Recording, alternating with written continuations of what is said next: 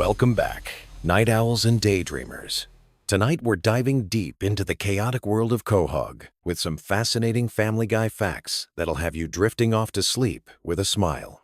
Whether you're a longtime fan or just discovering the Griffin family madness, these relaxing tidbits about one of animation's most controversial shows will guide you gently into dreamland.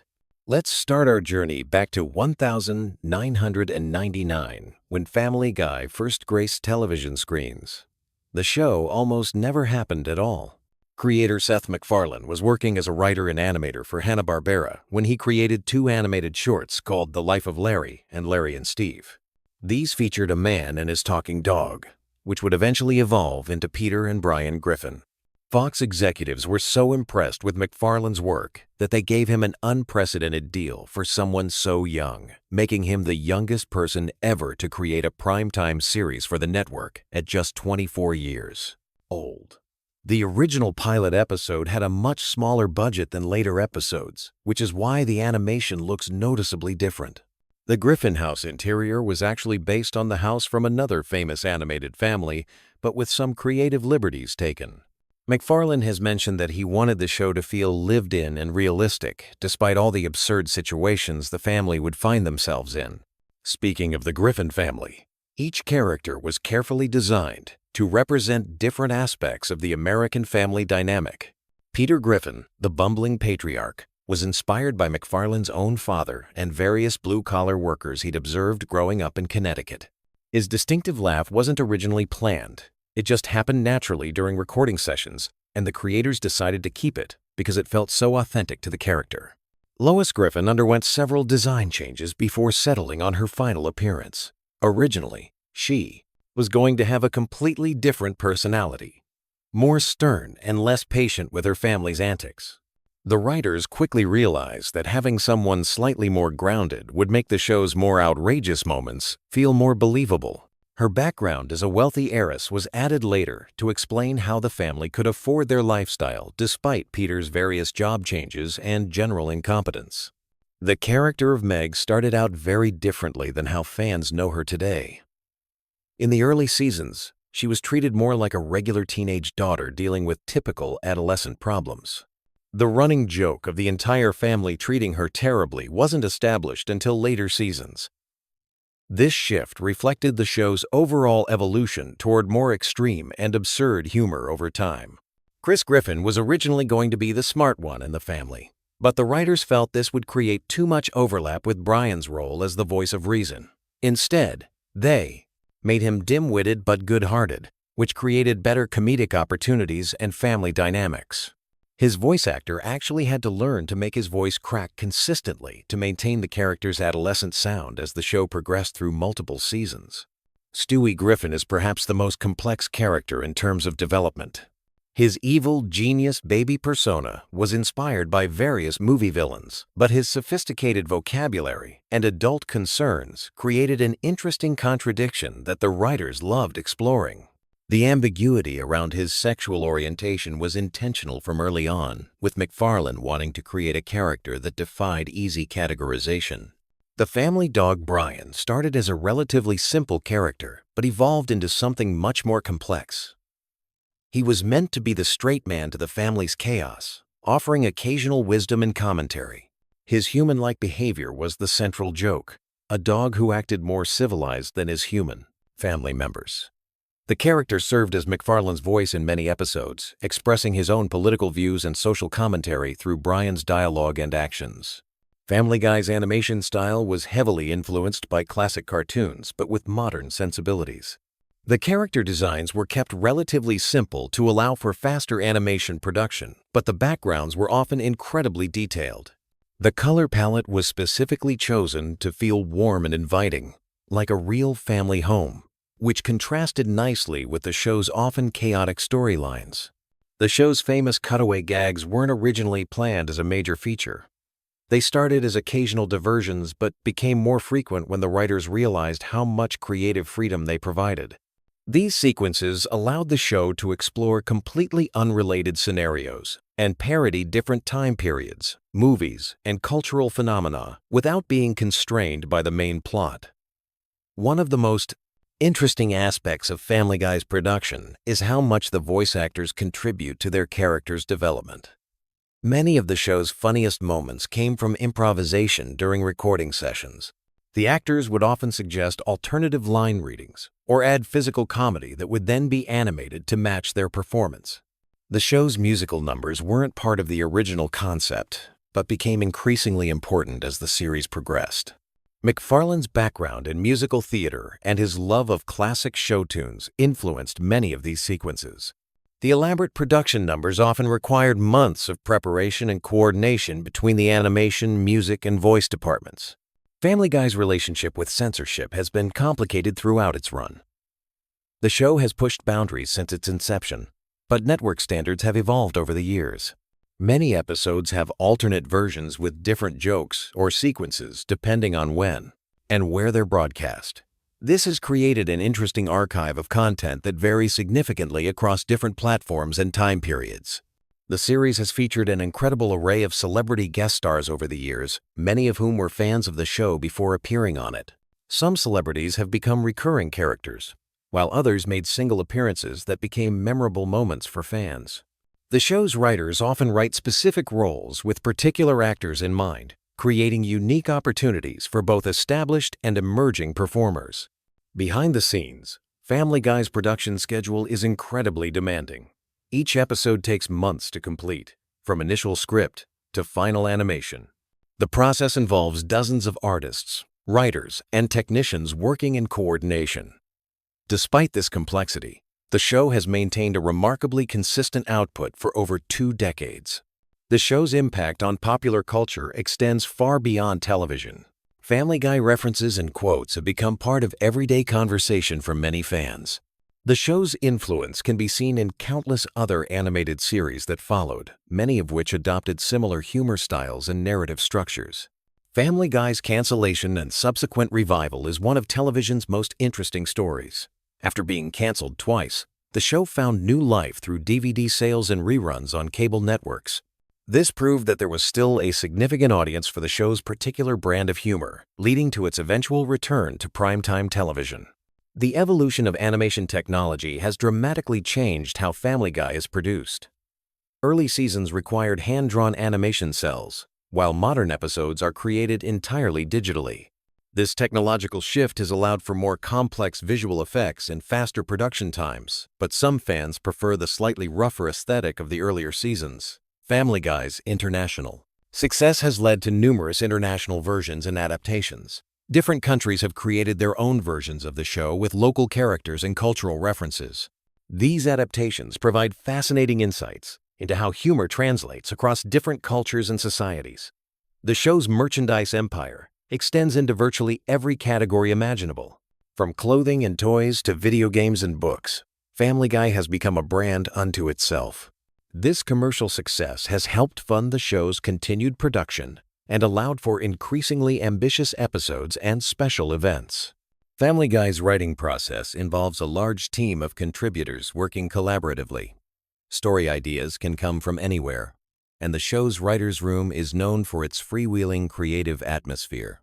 Many of the show's most memorable episodes began as simple throwaway comments that evolved into full storylines through group brainstorming sessions.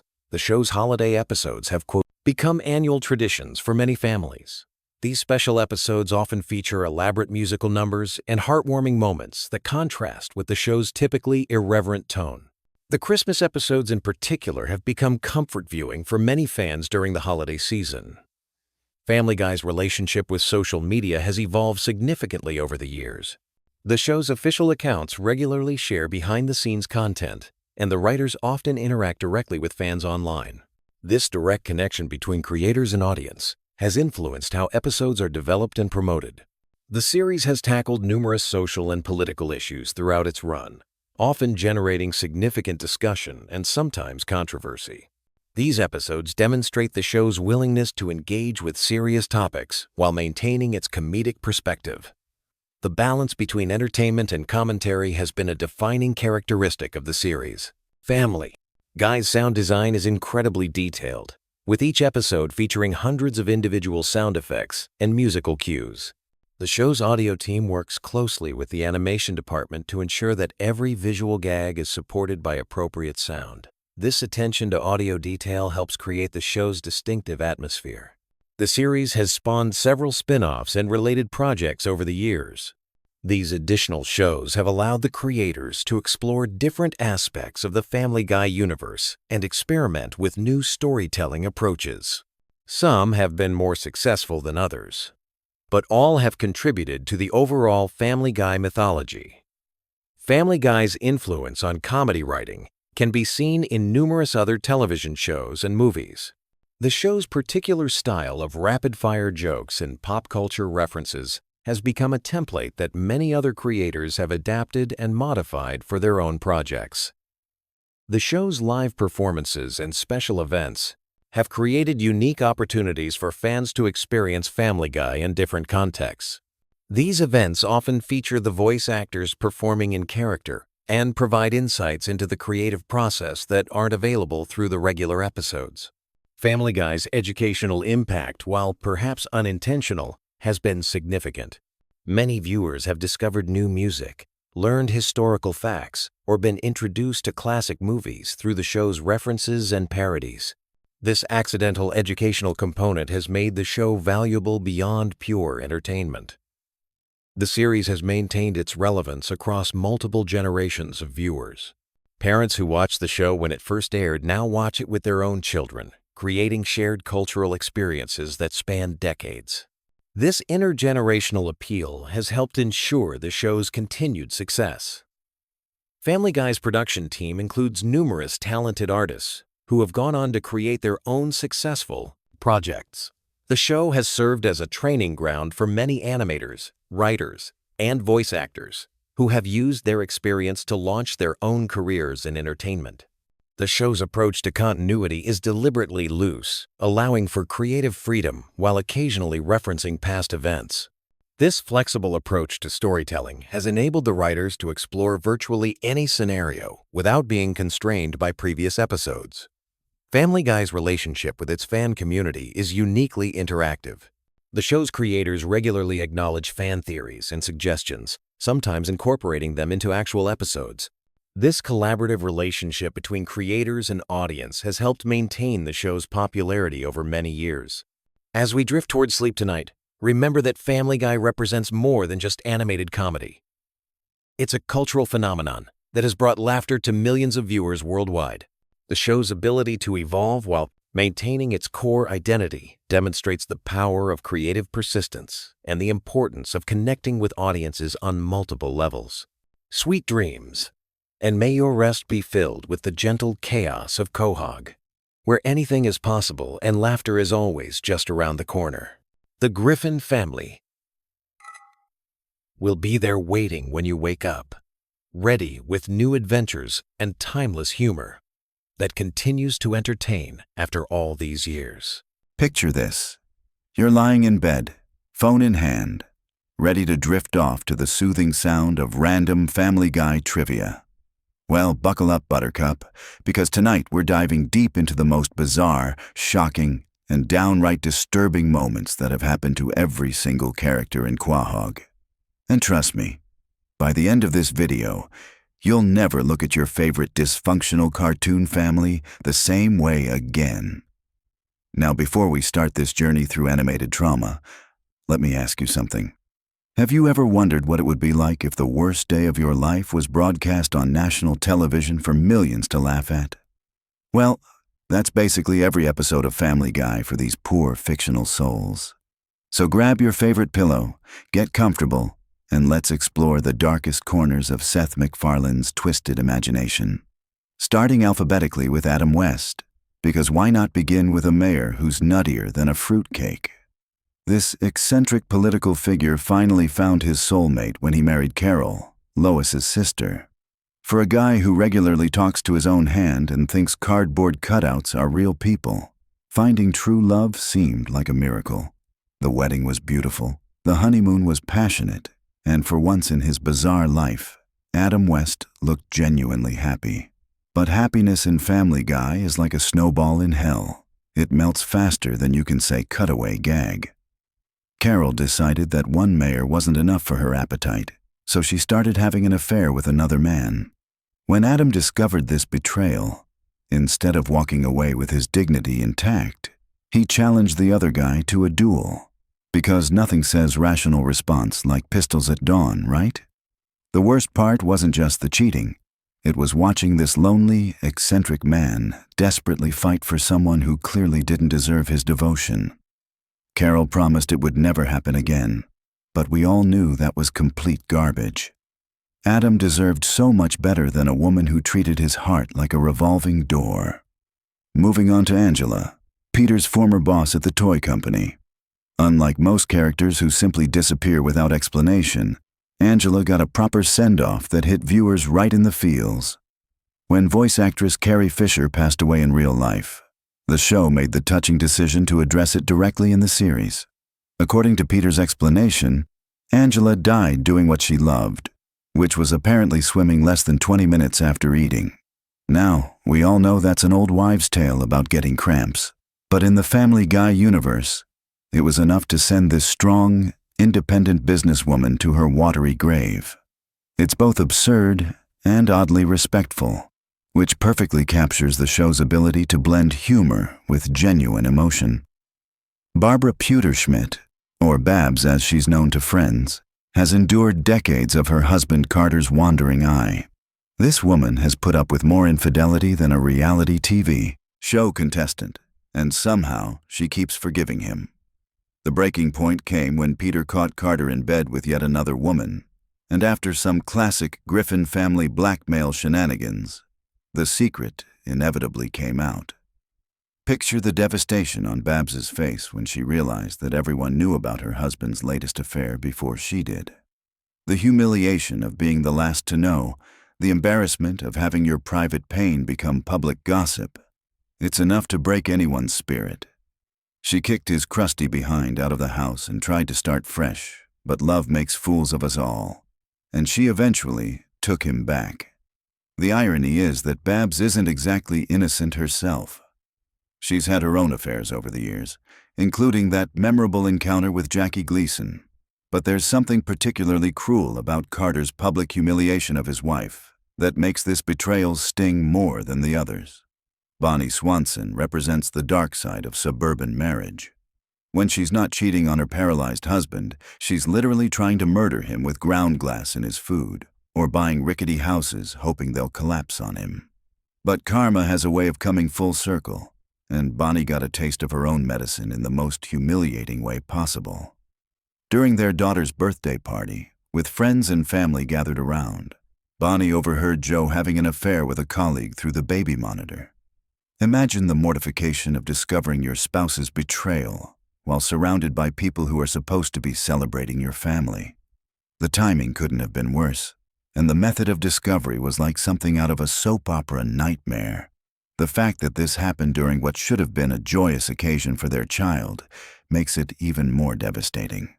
Bonnie may be a serial cheater herself, but nobody deserves to have their private pain exposed in such a public and humiliating way. Now let's talk about Brian Griffin, the philosophical dog with more emotional baggage than a therapy convention. Poor Brian has endured countless injuries over the years, from losing his teeth in a fight with Peter to getting his face smashed by a fire hydrant. But the absolute worst thing that happened to him was his temporary death in season 12. Getting hit by that car and actually dying, even if it was only for 2 episodes, represents the ultimate trauma for any character. Death is supposed to be permanent, final, the end of all stories. For Brian to experience that ultimate fear and then somehow return to life, the psychological impact must have been enormous. Think about it from his perspective. One moment he's crossing the street, the next he's presumably facing whatever comes after life. Then suddenly he's back, but with the knowledge that death is real, permanent, and can happen at any moment. That kind of existential trauma would mess with anyone's head, even a talking dog who writes pretentious novels. Bruce's story is one of love, acceptance, and heartbreaking loss. After years of hiding his true self, he finally came out, married his longtime partner Jeffrey, and even had a baby through surrogacy. For the first time in his life, Bruce was living authentically, openly, and happily. He had everything he'd ever wanted: a husband, a child, and the freedom to be himself without shame or fear. But Family Guy has never been kind to happiness, and during what should have been a perfect vacation in Bermuda, tragedy struck in the most brutal way imaginable. Jeffrey's hat fell into the water, and being the loving husband he was, he jumped in to retrieve it. That simple act of devotion cost him his life when a shark attacked and killed him in front of Bruce's horrified eyes. The imagery of watching Jeffrey get torn apart by a predator, followed by the soul-crushing sight of 2 coffins being loaded onto the plane, represents a level of trauma that goes beyond physical pain. Bruce had to watch his dreams of a perfect life literally get devoured before his eyes. Carter Pewterschmidt is arguably one of the most evil characters on the show. This billionaire has hidden cancer cures for profit, destroyed countless lives for money, and shown no remorse for any of his actions. But karma caught up with him in the most ironic way possible when Lois accidentally shot him in the head. The bullet caused severe brain damage that completely changed Carter's personality. Suddenly, this cruel capitalist became kind, generous, and caring. He wanted to give away all his money to charity and live a life of compassion instead of greed. For the first time ever, Carter was actually happy and at peace with himself. But Barbara couldn't stand the thought of losing their fortune, so she shot him in the head again, reversing the brain damage and bringing back the cruel version of her husband. The tragedy isn't just that Carter got shot twice by his own family. It's that he briefly experienced what it felt like to be a good person, only to have that stolen away from him. Chris Griffin's worst moment doesn't involve getting turned into sausage or any of the other bizarre things that happen to him regularly. No. His darkest hour came when the Griffin house caught fire and Herbert the creepy neighbor rushed in to supposedly save him. For a brief moment, it looked like Herbert might actually be a hero, but instead of carrying Chris to safety, he took him straight back to his own house. The most disturbing part wasn't even Herbert's actions. It was his family's complete lack of concern. When they discovered what happened, their reaction was basically that Herbert had earned the right to kidnap Chris. The casual acceptance of what was clearly an inappropriate situation shows just how little Chris's family actually cares about his well-being. Cleveland Brown has endured countless humiliations over the years, from his bathtub crashing through his house repeatedly to various other physical mishaps. But the absolute worst thing that happened to him was being betrayed by one of his closest friends in the most heinous way imaginable. Joe Swanson tricked Cleveland into going to what he thought was a vacation in Florida, but was actually a retirement home run by seniors who harvest organs from unsuspecting victims. Joe wanted Peter's legs for himself, but when that plan fell through, he sent Cleveland as a substitute without warning him about the danger. Imagine discovering that someone you trusted with your life had essentially sold you out to organ harvesters. Cleveland literally lost his legs because Joe was too selfish to give up his twisted scheme. The betrayal cuts deeper than any physical wound because it came from someone he considered family. The mystery of Cleveland Jr. represents one of the show's darkest unsolved cases. The original Cleveland Jr. was energetic, slim, and full of life. But suddenly, without explanation, he was replaced by a completely different person who was overweight, slow, and bore no resemblance to the original character. The official explanation is that the original was replaced by a secret agent, but what actually happened to the real Cleveland Jr. remains unknown. The implications are terrifying. Is he dead? Is he being held captive somewhere? Has he been brainwashed? The uncertainty is almost worse than knowing the truth would be. This represents every parent's worst nightmare, having their child disappear and replaced by an imposter while everyone else pretends nothing happened. Cleveland doesn't even seem to notice or care that his son is completely different, which adds another layer of tragedy to the situation. Consuela works harder than anyone else in Quahog, fighting for her fellow maids while cleaning houses for multiple families and even Superman. But her dedication to helping others led her to work for James Woods, a decision she would come to regret in the most horrific way possible. In one of the show's darkest moments, Consuela revealed that Woods had assaulted her nephew, who later took his own life as a result of the trauma. This single line of dialogue carries more weight than entire episodes of physical comedy. It's a reminder that behind the jokes and gags, these characters have real pain and real trauma. The fact that Consuela continued working and fighting for others despite carrying this enormous burden speaks to her incredible strength. But nobody should have to endure such a devastating loss, especially when it could have been prevented. Death himself, the actual Grim Reaper, experienced his own form of mortality when he twisted his ankle while chasing Peter. Suddenly, the being responsible for all death on Earth was sidelined by a simple injury. Without Death able to do his job, chaos erupted as accidents piled up with no consequences. Being forced to hand over his powers to Peter Griffin, of all people, must have been absolutely humiliating for such a powerful entity. Imagine being rendered helpless by something as mundane as a twisted ankle when you're supposed to be one of the most feared forces in the universe. The irony of Death being unable to die from his own injury while watching Peter bungle the most important job in existence must have been torture. Sometimes the worst pain isn't physical. It's watching someone else destroy everything you've worked for. Diane Simmons's downfall began when she discovered she was being replaced by a younger news anchor. After dedicating her life to journalism, the industry she loved was throwing her away like yesterday's newspaper. The rejection and humiliation drove her to madness, leading to a killing spree at James Woods' mansion party. Her plan to frame Tom Tucker and reclaim her career was as desperate as it was violent.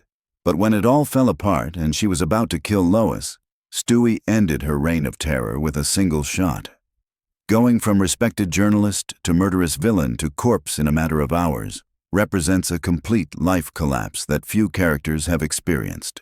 Dr. Hartman's medical incompetence is legendary, but the one time he actually did his job correctly, it ruined his career. During a routine prostate exam on Peter, he performed the procedure exactly as he was supposed to, but Peter's ignorance and embarrassment led to false assault charges that cost Hartman his medical license. The injustice of losing his livelihood for doing his job properly must have been devastating for someone who, despite his flaws, genuinely wants to help people. Being dragged through court and having his reputation destroyed over a misunderstanding shows how quickly a life can be ruined by ignorance and fear. When Peter later needed the same procedure and had to crawl back to the doctor he destroyed, the humiliation was complete. Hartman eventually got his license back, but the damage to his reputation and the trauma of the legal battle left permanent scars. Ernie the giant chicken has survived countless brutal fights with Peter over the years, but his battle with Meg might have been his last. When Meg moved in with her boyfriend's family and Ernie insulted Peter, she stood up for her father in the most violent way possible. Despite all the abuse Peter has heaped on her over the years, Meg's loyalty to her family ran deep enough that she couldn't stand hearing someone else trash-talk him. Her brutal decapitation of Ernie was both shocking and oddly touching, showing that family bonds can survive even the worst treatment. The sight of Ernie's headless body running around in front of his horrified family was disturbing, even by Family Guy standards. The fact that we didn't get the usual close-up of his eyes suggests this might have been his final defeat, making Meg the one person who could do what Peter never could. The evil monkey's story is actually quite sad when you think about it.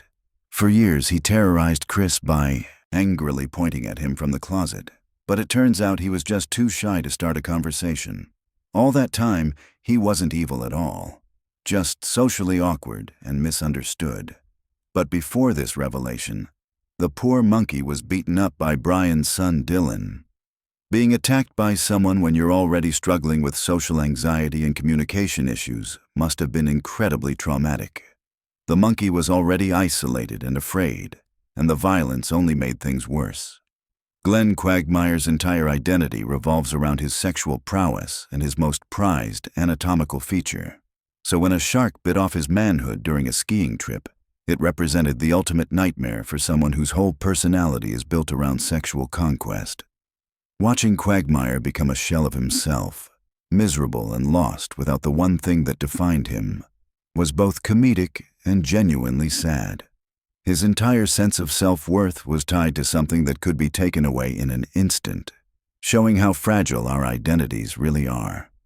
The solution, getting Ida's old equipment with a huge mole on it, was both generous and awkward.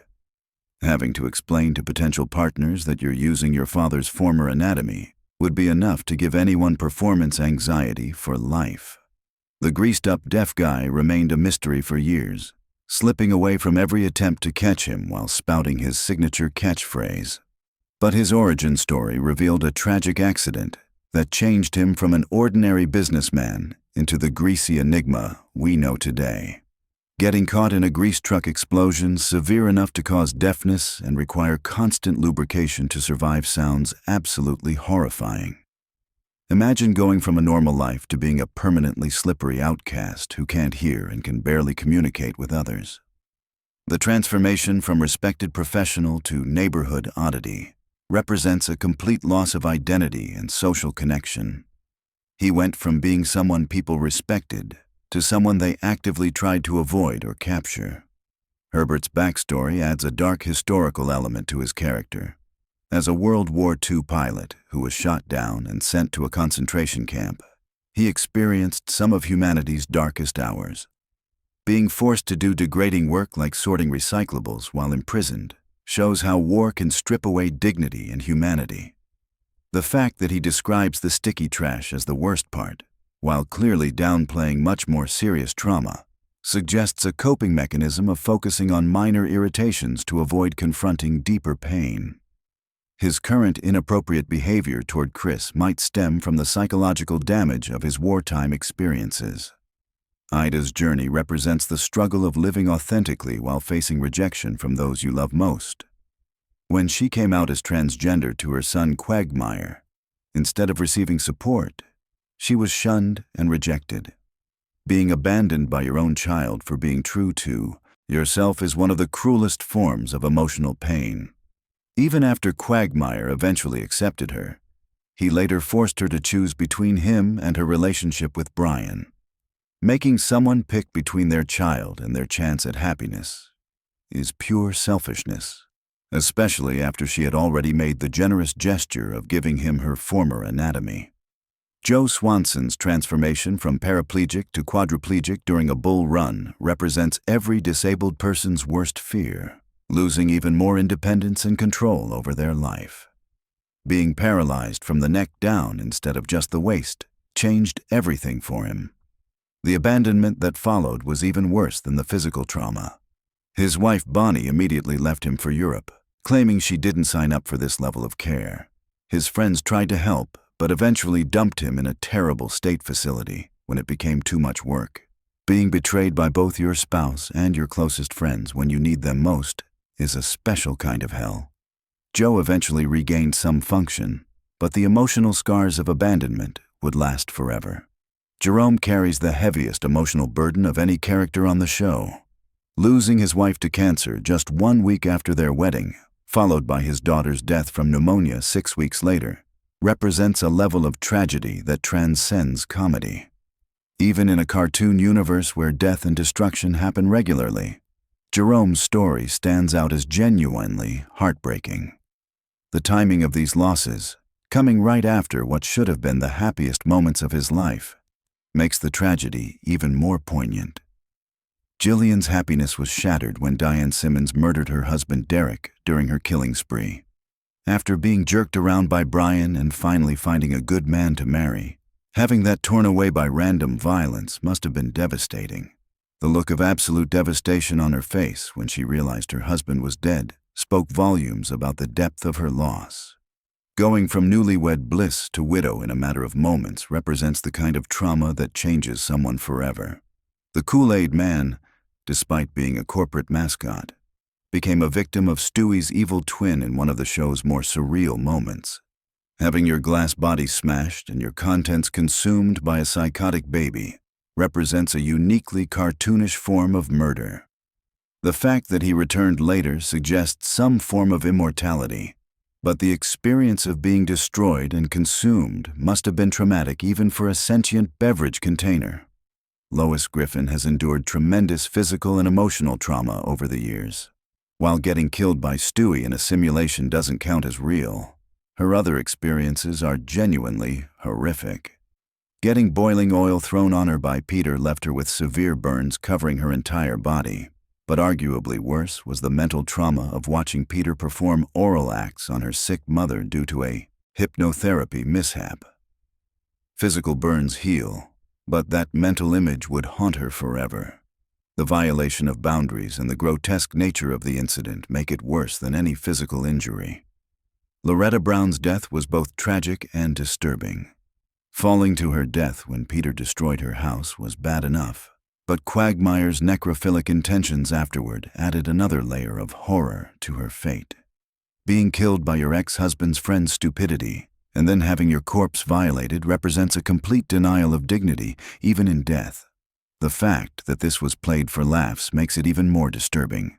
Meg Griffin has endured so much abuse that choosing just one worst moment seems impossible. She's been shot, stabbed, humiliated, and ignored by her family for years. But losing her arms and legs while becoming deaf, dumb, and blind represents the ultimate disability nightmare. Being completely helpless and unable to communicate or care for yourself while still being conscious and aware would be torture beyond imagination. The combination of physical disability and sensory deprivation creates a prison worse than any jail cell. Mort Goldman's loss of his wife Muriel was made even more tragic by his inability to think of anything positive to say about their marriage. After decades together, being unable to recall a single happy memory suggests a relationship built on obligation rather than love. The fact that she died violently during Diane's killing spree adds sudden trauma to what might have otherwise been a natural parting. Having your spouse murdered while you're realizing your marriage was empty creates a complex grief that would be hard to process. Neil Goldman's humiliation when Meg kissed him during a crisis was compounded by his own poor judgment in broadcasting the moment publicly. Instead of treasuring a private moment, he turned it into a public spectacle that embarrassed them both. His subsequent suicide attempt showed how deeply the rejection affected him, but his actions had already ruined any chance he might have had with Meg. Sometimes the worst things that happen to us are consequences of our own poor choices. Peter Griffin has caused enormous destruction throughout the series, but he's also been on the receiving end of significant trauma. Learning that his father figure wasn't his biological father created an identity crisis that shook his understanding of who he was. The existential pain of questioning your entire life story and family history cuts deeper than any physical injury. Peter's struggle to understand his place in the world after this revelation showed a vulnerability that's rare for his character. Seamus represents the ultimate survivor, having lost most of his body parts to various predators over the years.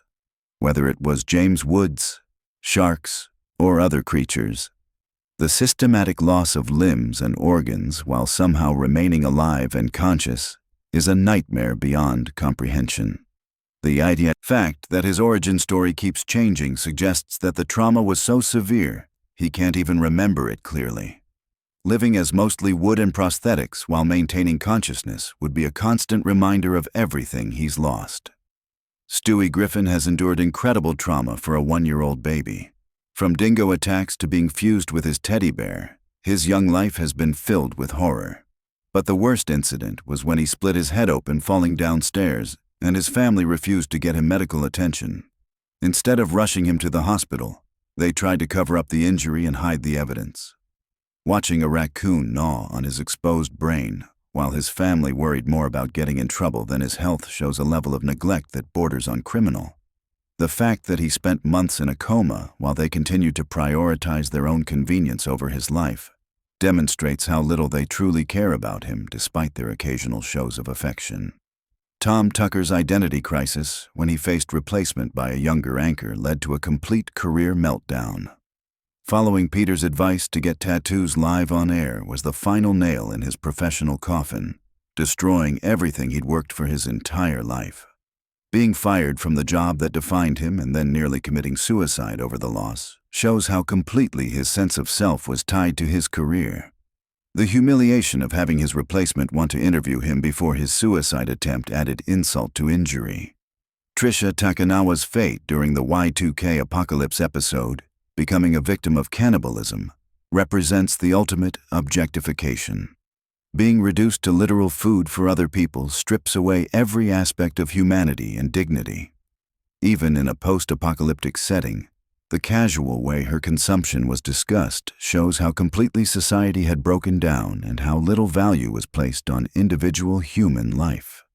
Each of these characters has faced their own unique form of suffering, from physical trauma to emotional devastation to existential crisis.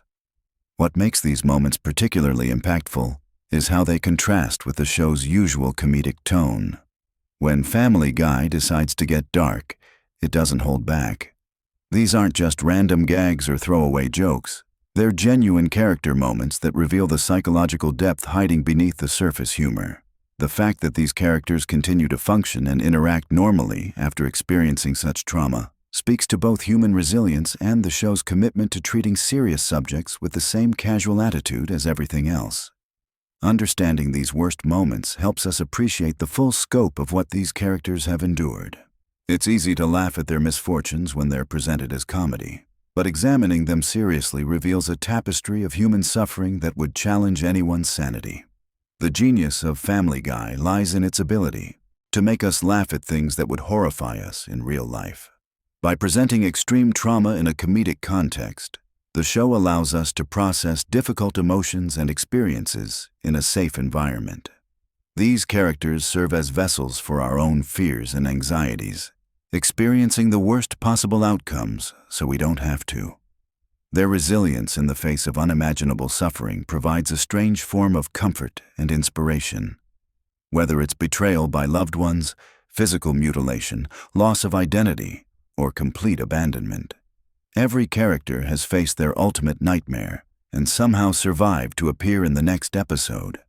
The cyclical nature of their suffering, where trauma is quickly forgotten and life returns to normal, reflects how we often deal with our own pain by compartmentalizing and moving forward rather than dwelling on past hurts. But tonight, as you drift off to sleep, you can take comfort in knowing that no matter how bad your day was, at least you're not a Family Guy character. At least you don't have to worry about your house being destroyed by a giant chicken, your spouse cheating with your neighbor, or your family refusing to take you to the hospital when your brain is exposed. Sweet dreams, and remember that in the morning, you'll wake up in a world that's probably a little less chaotic than Quahog, Rhode Island. Though given the state of things these days, that might not be as comforting as it used to be. But hey, that's a worry for tomorrow. Tonight, just let the absurd suffering of animated characters lull you into peaceful slumber, secure in the knowledge that your problems are probably more manageable than theirs. Sleep tight, and don't let the evil monkeys point at you from the closet. Have you ever wondered what happens when you dive deep into the twisted, chaotic universe of Family Guy, while your brain is winding down for sleep? Tonight, we're going on a journey through the most bizarre, darkest, and surprisingly complex lore hidden beneath the surface of Seth MacFarlane's animated masterpiece.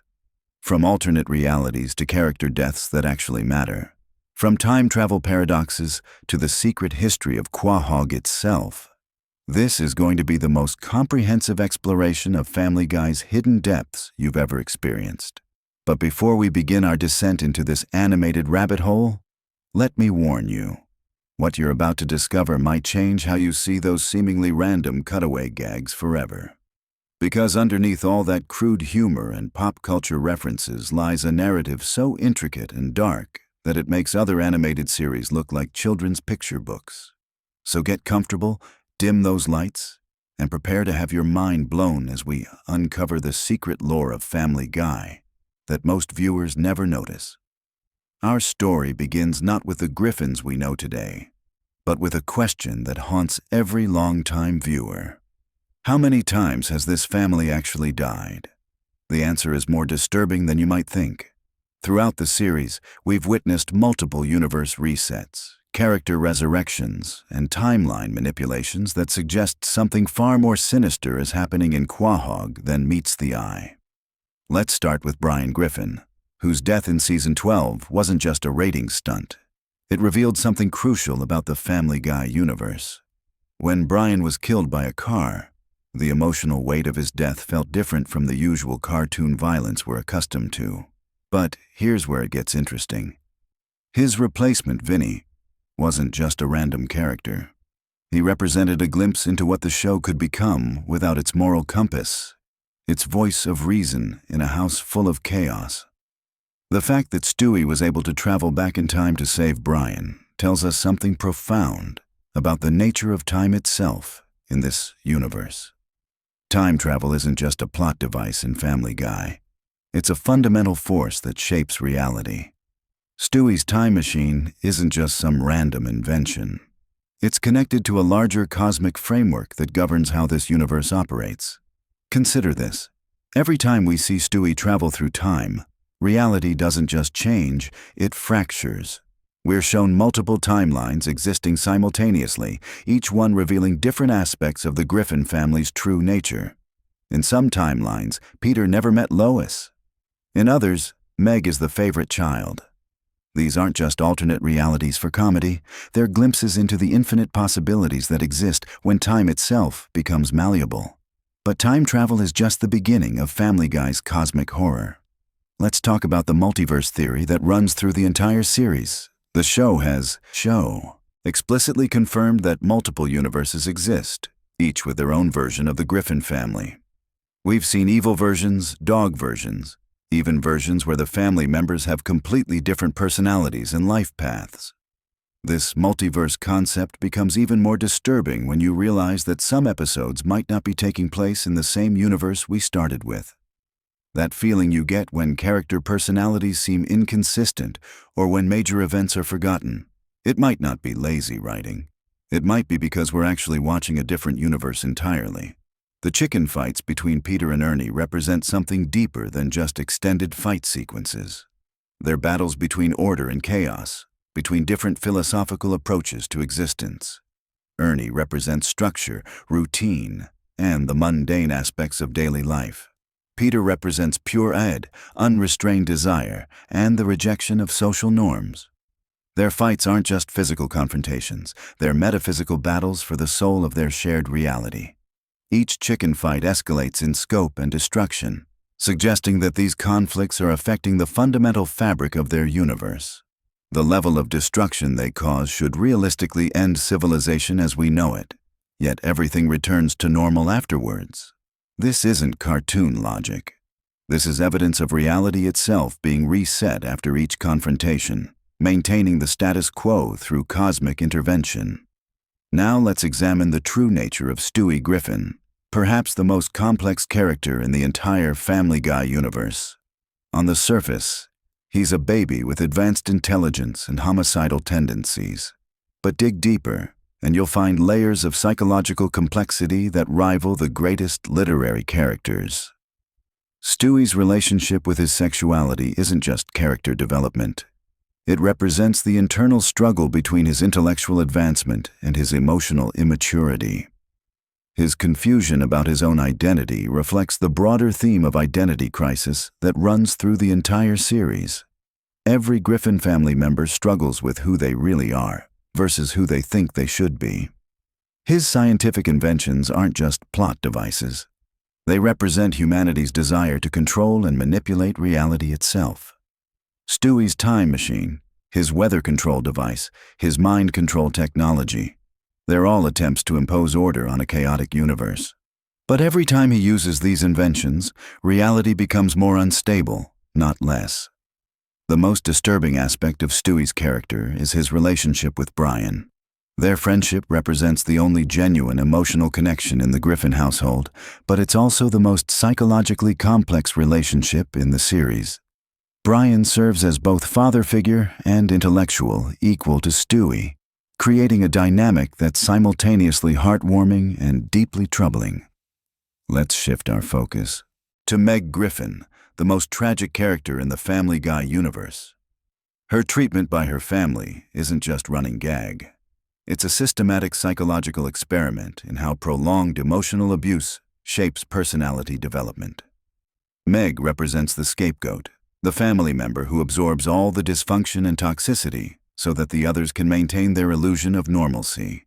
But here's what most viewers miss. Meg isn't actually the weakest member of the Griffin family. She's the strongest. She endures constant psychological torture and emerges with her sanity relatively intact. In episodes where she finally snaps and fights back, we see glimpses of her true potential. She's not the victim. She's the survivor. The episodes where Meg temporarily gains popularity or success reveal something crucial about the Griffin family dynamic. They literally cannot function without having someone to blame and abuse. When Meg rises above her assigned role, the entire family structure begins to collapse. This suggests that their dysfunction isn't accidental. It's carefully maintained through deliberate psychological manipulation. Chris Griffin represents wasted potential and the tragedy of inherited dysfunction. His artistic abilities and occasional flashes of intelligence show us what he could become in a healthier environment. But he's trapped in a cycle of learned helplessness, modeled after his father's behavior patterns. Chris is what happens when natural talent is systematically crushed by family dysfunction. His relationship with his imaginary friend and his artistic pursuits aren't just character quirks. They're survival mechanisms, ways of maintaining some connection to his authentic self while navigating a family that demands conformity to their twisted value system. Peter Griffin himself is perhaps the most disturbing character when you really analyze his behavior patterns. He isn't just immature or irresponsible. He displays clear signs of multiple personality disorders, sociopathic tendencies, and complete lack of empathy for others. His actions regularly destroy lives, yet he never faces meaningful consequences. This isn't cartoon logic. This is evidence that Peter exists outside normal social and legal frameworks. He's protected by something larger than himself, some cosmic force that ensures his continued existence regardless of the chaos he creates. Peter Griffin isn't just a bad father and husband. He's an agent of chaos, a force of nature that exists to disrupt order and stability. His job history reveals something interesting about the economic reality of the Family Guy universe. He's worked for toy companies, television networks, and various other industries, often rising to positions of significant power despite his obvious incompetence.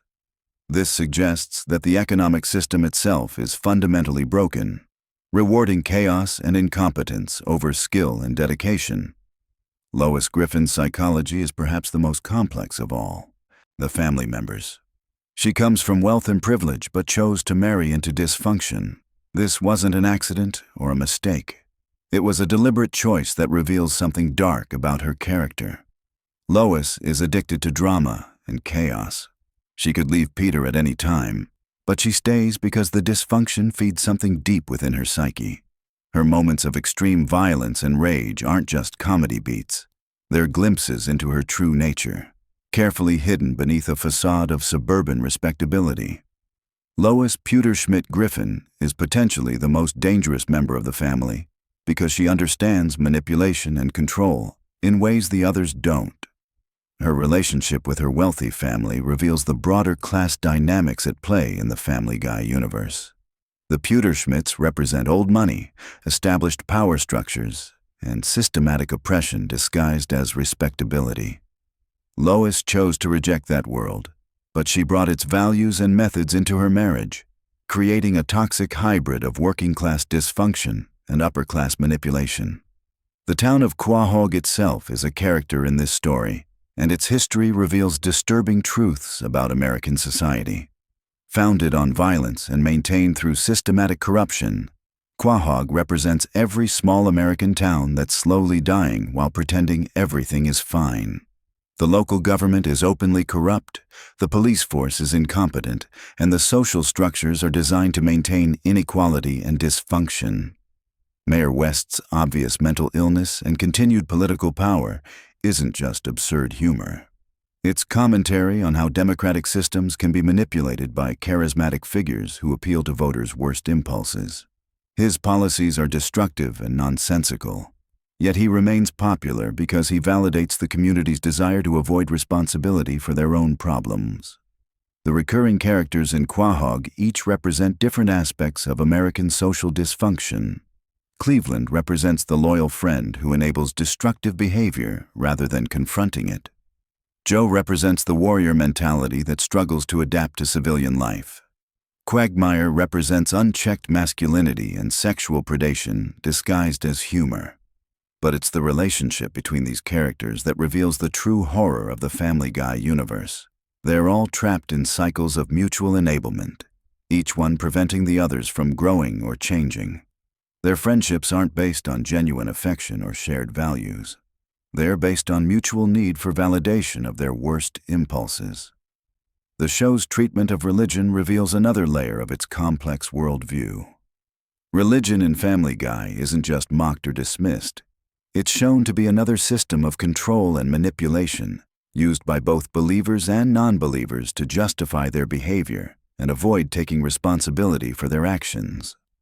The various religious figures who appear throughout the series are almost universally corrupt, hypocritical, or mentally unstable. This isn't anti-religious sentiment. It's commentary on how spiritual concepts can be twisted to serve earthly power structures. The show suggests that genuine spirituality might exist, but it's constantly corrupted by human weakness and desire for control over others. Death himself appears as a recurring character, and his portrayal reveals something profound about the show's philosophy regarding mortality and meaning. Death isn't portrayed as evil or frightening. He's shown as tired, overworked, and occasionally compassionate.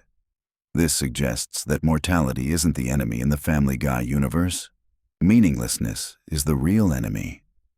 The various celebrity encounters throughout the series serve a specific narrative function beyond simple humor. They represent the collision between fantasy and reality, between the Griffin family's delusional self-image and the actual impact they have on the world. Most celebrities in Family Guy are either destroyed by their encounter with the Griffins or reveal themselves to be just as dysfunctional and hollow. This pattern suggests that fame and success in their universe don't actually solve fundamental human problems. The celebrities are just as trapped in cycles of self-destruction and meaninglessness as the regular characters. Success becomes another form of prison, another way to avoid confronting deeper truths about existence and purpose. The show's handling of social and political issues reveals a deeply cynical worldview disguised as mindless entertainment. Every political position is shown to be equally corrupt and self-serving. Every social movement is revealed to have ulterior motives. Every attempt at progress is ultimately futile because human nature itself is fundamentally flawed. But here's where it gets interesting. This cynicism isn't presented as the final word. It's presented as the starting point for authentic human connection. Only after accepting the futility of external solutions do the characters occasionally find moments of genuine love, friendship, and meaning. These moments are rare and usually brief, but they represent the show's true message about what makes life worth living. The darker episodes of Family Guy, the ones that deal with serious topics like domestic violence, addiction, and mental illness, aren't just tonal experiments. They're glimpses into the reality that exists beneath the cartoon violence and crude humor. These episodes suggest that everything we've been laughing at is actually a coping mechanism, a way of dealing with trauma and pain that's too intense to face directly. Stewie and Brian's road trip episodes reveal this most clearly. When these two characters are alone together, away from the family dysfunction, their conversations become deeper and more meaningful. They discuss philosophy, mortality, and the nature of existence itself. These aren't just character development moments. They're the show's way of exploring serious themes without the distraction of constant humor. The time travel episodes create a complex mythology around cause and effect, free will, and determinism. When Stewie changes the past, the consequences ripple through reality in ways that suggest everything is connected to everything else. Small changes create massive alterations in the timeline, implying that individual choices have far more impact than we typically realize. But here's the disturbing part. Despite all the timeline changes and alternate realities, certain core patterns remain constant. The Griffin family dysfunction persists across multiple universes and timelines. This suggests that some aspects of human nature are so fundamental that they transcend individual choice and circumstance. The episodes that focus on Brian's writing career reveal the show's commentary on creative expression and artistic integrity. Brian's struggle to balance commercial success with authentic expression mirrors the show's own position in the entertainment landscape. Family Guy itself exists in the tension between meaningful content and commercial viability, between artistic expression and market demands. His relationship with other writers and artists in the series shows how creative communities can become toxic environments where competition and ego destroy the collaborative spirit that should drive artistic endeavors. The literary world in Family Guy is portrayed as pretentious, shallow, and ultimately meaningless. Yet Brian continues to pursue it because the alternative is accepting that his life has no greater purpose. The show's portrayal of education and intellectual development is particularly dark. Smart characters like Brian and Stewie are often shown to be more miserable than their less intelligent family members. Knowledge and awareness don't lead to happiness or fulfillment. They lead to greater understanding of how meaningless and chaotic existence really is. This anti-intellectual streak isn't promoting ignorance as bliss. It's questioning whether intelligence and education, as they currently exist in our society, actually serve human flourishing or just create new forms of suffering and alienation. The show suggests that wisdom might be different from intelligence, and that genuine understanding might require accepting mystery and uncertainty rather than seeking complete knowledge and control. The musical episodes and cutaway gags serve a specific psychological function beyond simple entertainment. They provide brief escapes from the relentless dysfunction of the main narrative. These moments of pure creativity and joy remind us what human beings are capable of when they're not trapped in cycles of self-destruction and mutual harm. But even these moments are tinged with sadness because they highlight how rare genuine happiness and creativity are in the Griffin family's daily life. The contrast makes their normal dysfunction seem even more tragic and unnecessary. As we reach the end of our deep dive into Family Guy's hidden lore, what emerges is a picture of a universe that's simultaneously hopeless and hopeful, meaningless and profound. The show presents human nature as fundamentally flawed and destructive, yet it also shows us moments of genuine love, creativity, and connection that make existence worthwhile despite its inherent tragedy. The Griffin family represents all of us at our worst and occasionally at our best. Their dysfunction is our dysfunction, magnified and exaggerated for comedic effect, but rooted in recognizable human weaknesses and fears. Their rare moments of genuine connection remind us that love and meaning are possible, even in the midst of chaos and pain. The true lore of Family Guy isn't hidden in elaborate conspiracy theories or complex mythologies. It's hidden in plain sight, in the psychological patterns and relationship dynamics that drive every episode. It's a show about damaged people trying to connect with each other and failing most of the time, but occasionally succeeding in ways that make all the failure worthwhile. And maybe that's the most profound truth of all.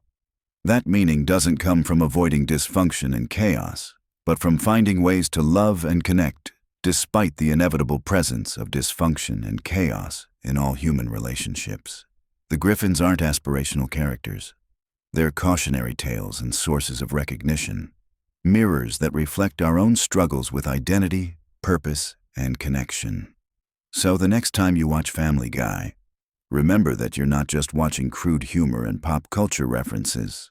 You're watching one of the most complex examinations of human nature ever created, disguised as mindless entertainment, but actually offering profound insights into what it means to be human in a universe that often seems indifferent to our suffering and our joy. Sweet dreams, and may your own family dysfunction be slightly less chaotic than the Griffins, but no less full of unexpected moments of love and meaning that make it all worthwhile. The lore of Family Guy is ultimately the lore of being human, and that's a story that never really ends. It just keeps evolving with each new episode of our own lives. You know that feeling when you're trying to fall asleep but your brain just won't shut up? Well, tonight we're gonna fix that with some of the most random, weirdly fascinating Family Guy facts. that'll have you drifting off to dreamland while learning bizarre trivia about America's most chaotic animated family. So get comfortable, dim those lights, and let me take you on a gentle journey through the strange world of Quahog. Let's start with something that might surprise you. The show's creator Seth MacFarlane almost missed his flight on September 11, 2001. He was supposed to be on American Airlines Flight 11, one of the planes that hit the World Trade Center. But he arrived at the airport just 10 minutes late and missed the boarding. Sometimes, being late really does save your life. This near-miss experience actually influenced some of the show's later episodes, though MacFarlane rarely talks about it publicly. Speaking of Seth MacFarlane, did you know he voices 4 of the main characters? Peter, Brian, Stewie, and Glenn Quagmire are all brought to life by the same person. That's pretty impressive when you think about how different each character sounds. MacFarlane developed Peter's voice by imitating a security guard he knew, while Brian's sophisticated tone was inspired by old Hollywood actors. Stewie's accent, meanwhile, was based on Rex Harrison's performance in My Fair Lady. Here's something that might help you sleep better knowing it exists. There's an entire episode that was banned from television for years. The episode, called Partial Terms of Endearment, dealt with some pretty controversial topics and wasn't aired on Fox until much later. It eventually found its way to DVD releases, but for the longest time, fans had no idea this episode even existed. Sometimes, the most interesting content is the stuff we never get to see. Family Guy has this weird relationship with cancellation that's almost like a bedtime story in itself. The show was canceled, not once, but twice. First in 2002, then again in 2003. But here's where it gets interesting. DVD sales and reruns on Adult Swim were so successful that Fox brought it back in 2005. It's like the show kept falling asleep and waking up stronger each time. The fans literally saved it through their dedication, which is pretty heartwarming when you think about it. Let me tell you about some of the guest stars who've appeared on the show that you might not have realized. Patrick Stewart, the distinguished Captain Picard himself, has voiced multiple characters, including Susie's arch-nemesis. Rush Limbaugh appeared as himself, and even Phyllis Diller lent her voice to Peter's mother-in-law. The show has attracted everyone from political figures to rock stars, creating this weird mix of high culture and lowbrow humor. There's something oddly soothing about the show's animation process, too. Each episode takes about 8 months to complete from script to screen. The writers spend weeks crafting jokes, the voice actors record their lines multiple times to get the perfect delivery, and then teams of animators bring everything to life frame by frame. It's like watching a very slow, very detailed dream come together. The famous chicken fights between Peter and Ernie the Giant Chicken started as a throwaway gag, but became one of the show's most beloved running jokes. These elaborate, destruction-filled battles were inspired by old action movies and Jackie Chan films. The animators love creating these sequences because they get to go completely over the top with the destruction and mayhem. There's something almost meditative about watching these absurdly long fight scenes unfold. Here's a fact that connects to real life in an unexpected way. The character of Mayor Adam West was named after the actor who played Batman in the 1960 Seconds TV series. When the real Adam West heard about this, he was so delighted that he agreed to voice the character himself. He continued playing the role until his death in 2017, bringing his own quirky charm to the already eccentric animated mayor of Quahog. The show's musical numbers are surprisingly complex productions. When they create songs like Surfin' Bird or any of their elaborate Broadway-style numbers, they work with professional musicians and composers. Seth MacFarlane, being a trained singer himself, often performs these songs live in recording sessions. The musical episodes require months of additional work, but they've become some of the most memorable moments in the series. Cleveland's spin-off show, The Cleveland Show, ran for 4 seasons and had its own unique animation style that was slightly more polished than the original Family Guy. When Cleveland returned to Family Guy, the animators had to readjust his character design to match the original show's style. It's like he went away, got a makeover, and had to tone it down when he came back home. The show's pop culture references are researched extensively by a team of writers who specialize in different decades and cultural phenomena. They maintain databases of movie quotes, TV show references, and historical events to ensure their parodies are accurate enough to be funny, but absurd enough to avoid copyright issues. Sometimes they spend weeks perfecting a single throwaway reference that appears for just a few seconds. Stewie's sexuality has been a running mystery throughout the series, with writers deliberately keeping it ambiguous. Seth MacFarlane has mentioned in interviews that Stewie's character is meant to be fluid and open to interpretation. This ambiguity has led to countless fan theories and discussions, making Stewie one of the most analyzed characters in animated television. The Griffin house interior has been redesigned multiple times throughout the series, but the exterior has remained remarkably consistent. The house is supposedly located on Spooner Street in Quahog, Rhode Island, and the address is 31 Spooner Street. Fans have actually tried to locate this address in real Rhode Island towns, though of course it doesn't exist. Voice actress Alex Borstein, who plays Lois, originally auditioned for a completely different role. She was supposed to voice a minor character, but when they heard her natural speaking voice, they immediately knew she was perfect for Lois. Borstein has mentioned that she sometimes forgets to use Lois's voice in real life and accidentally slips into character during casual conversations. The show's writer's room operates like a comedy laboratory, where jokes are tested, refined, and sometimes completely scrapped. They have a policy where any writer can suggest changes to any joke, no matter how senior or junior they are. This collaborative approach has led to some of the show's most unexpected and brilliant moments, but it also means that some episodes go through dozens of script revisions. Brian's character was almost completely different in the original concept. He was supposed to be a regular dog who couldn't talk, but MacFarlane decided that having an intellectual talking dog would create better story opportunities.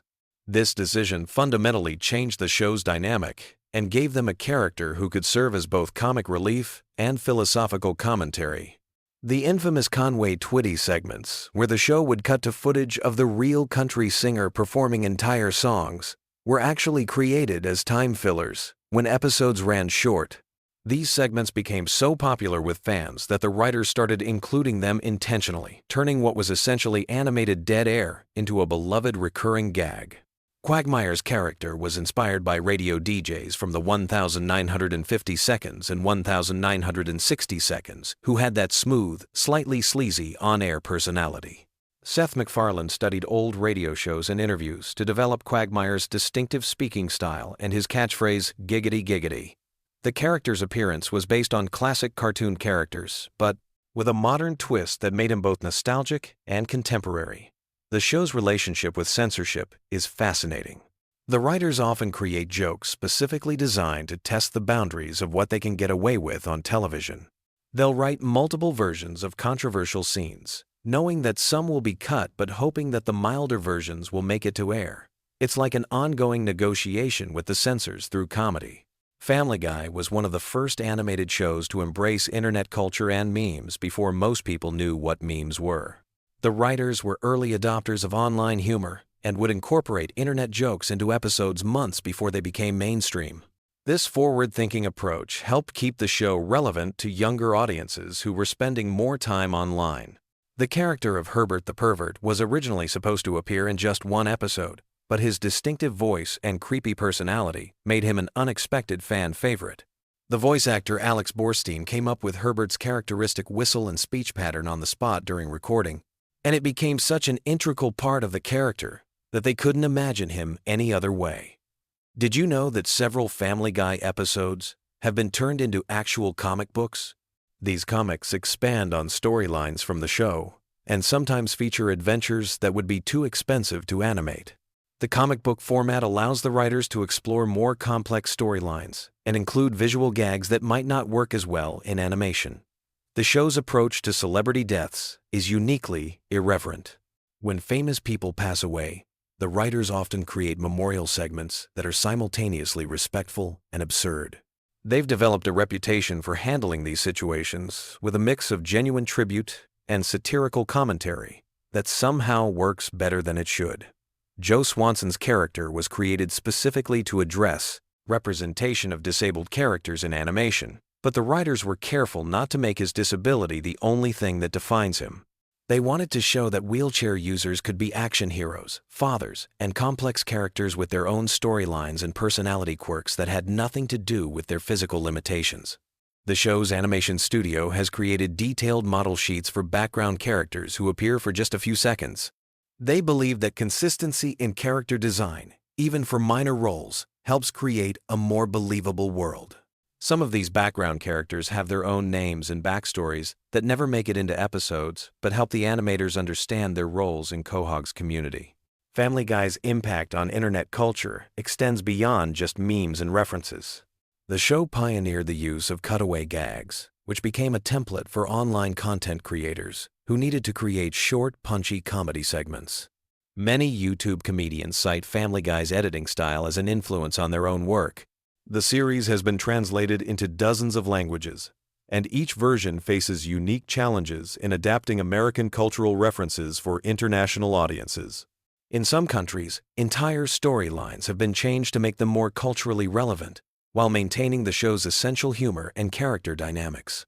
As you drift off to sleep tonight, remember that Family Guy represents something uniquely American about comedy: the ability to find humor in absolutely everything, from the mundane details of suburban life to the biggest questions about existence and meaning. The show's creators understood that laughter can be found anywhere if you're willing to look for it, and sometimes the most random, unexpected moments become the ones we remember most fondly. Sweet dreams, and may your own family adventures be slightly less chaotic than the Griffins. Ever find yourself tossing and turning at night, your brain buzzing with random thoughts? Well, tonight we're diving into something that'll either put you right to sleep or keep you awake with fascinating tidbits about one of television's most controversial animated families. Get comfortable, dim those lights, and let me share some incredibly random Family Guy facts that'll drift through your mind like counting sheep. Picture this. It's 1999, and television is about to change forever. A brand new animated show is about to premiere that would become one of the most talked about series in entertainment history. But here's something most people don't know. Family Guy almost never happened at all.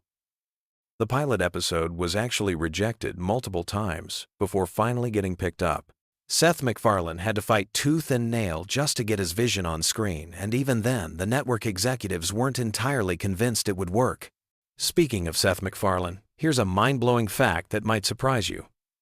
He was originally supposed to be on one of the planes that hit the World Trade Center on September 11th, 2001. He had a ticket for American Airlines Flight 11, but he missed the flight because he was hungover from a party the night before, and his travel agent had given him the wrong departure time. That hangover quite literally saved his life and allowed him to continue creating the show we know today. It's one of those sliding door moments that makes you think about how different television history could have been. Now, let's talk about something that'll really mess with your head. You know Brian Griffin, the intellectual talking dog?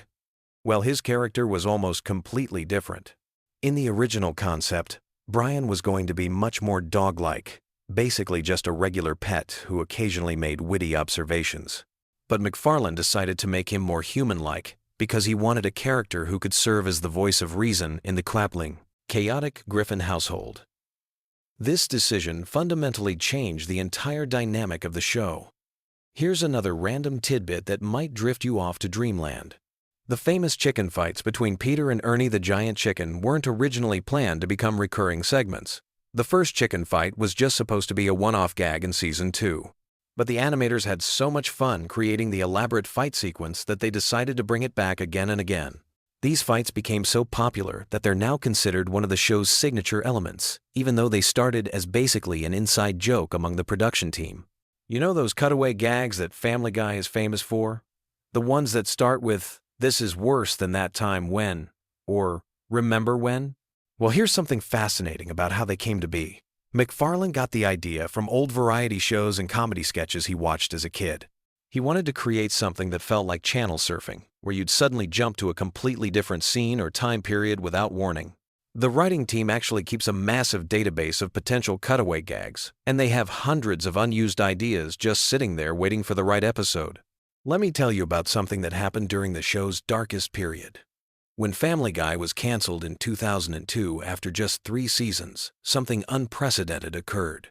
The show's reruns on Adult Swim became so popular that they actually brought in higher ratings than most news shows on primetime television. This had never happened before in television history. A canceled show was literally outperforming current programming just through reruns. The DVD sales were breaking records too, which ultimately convinced Fox to bring the show back from the dead. This revival made Family Guy one of the first major television shows to be brought back purely because of fan demand and aftermarket success. It changed how networks think about canceled shows and basically created the template for how fan campaigns could save their favorite programs. Pretty remarkable when you think about how social media wasn't even a factor back then. This was all done through word of mouth, online forums, and DVD purchases. Here's a random fact about Stewie Griffin that might surprise you. His distinctive football-shaped head wasn't originally designed that way. The early character sketches showed him with a more traditionally round baby head. But McFarlane kept adjusting the proportions, making the head more and more elongated because he thought it made Stewie look more sinister and alien-like. The final design was actually inspired by the shape of a rugby ball, which McFarlane thought gave Stewie a more intellectual, almost extraterrestrial appearance. Speaking of Stewie, his accent is another interesting story. McFarlane originally performed the character with a standard American accent, but during recording sessions, he started experimenting with different voices. The posh British accent that became Stewie's trademark was actually inspired by Rex Harrison's performance as Professor Higgins in My Fair Lady. McFarlane thought the sophisticated accent would create a funny contrast with Stewie being just a baby, and it became one of the character's most distinctive features. Now here's something that'll really blow your mind about the show's production process. Each episode of Family Guy takes approximately 8 to 10 months to complete from start to finish. That means the episodes you're watching tonight were actually being worked on almost a year ago. The animation process is incredibly complex, with each episode requiring hundreds of individual drawings and countless hours of voice work, sound design, and editing. It's like a massive assembly line that never stops moving. The voice acting sessions are pretty fascinating too. Unlike many animated shows where actors record their Borges lines separately, the Family Guy cast often records together in the same room. This creates more natural conversations and allows the actors to play off each other's energy. Seth MacFarlane voices 4 main characters, Peter, Brian, Stewie, and Quagmire, and he often has to have conversations with himself, switching between voices mid-sentence. The other actors say it's both impressive and slightly disturbing to watch. Here's a random detail about the show's animation style. The characters are deliberately drawn with simple, clean lines because McFarlane wanted them to be easy to animate quickly. This was partly a practical decision. More complex designs would have made production much more expensive and time-consuming. But it also gave the show a distinctive look that set it apart from more detailed animations like The Simpsons. The simplicity actually became part of the show's charm. Let's talk about something that happened behind the scenes during the show's peak years. The writing room had a very specific creative process that sounds almost ritualistic. Every morning, the writers would gather and pitch random ideas, no matter how weird or nonsensical they seemed. These brainstorming sessions could last for hours, with writers building on each other's ideas and creating increasingly elaborate scenarios. Many of the show's most memorable moments came from these spontaneous creative explosions. Here's something about the show's cultural impact that's pretty remarkable. Family Guy has been translated into dozens of languages and airs in over 100 countries worldwide. But here's the interesting part. Different countries have different censorship standards, so episodes are often edited differently depending on where they're broadcast. Some countries remove certain religious references, others cut violent scenes, and some even change dialogue to make cultural references more relevant to local audiences. The merchandising aspect of Family Guy is another fascinating rabbit hole. The show has spawned everything from action figures to breakfast cereals to mobile games, but one of the most successful merchandise lines has been the talking Stewie dolls, which were initially rejected by toy companies because they thought parents wouldn't want their children playing with a toy that made sarcastic and sometimes inappropriate comments. When they finally got produced, they became one of the best-selling animated character toys of the early 2000s. Let's drift into some trivia about the show's music. Family Guy features more original songs than most animated series, and many of them have become surprisingly popular. The song Shapoopy from the episode Mission Impossible actually led to increased sales of the original 1957 Broadway recording. Seth MacFarlane's love of classic American standards heavily influences the show's musical choices, and he often uses the characters to perform songs from the Great American Songbook. Here's something that might help you fall asleep. The show's approach to continuity is intentionally loose and dreamlike.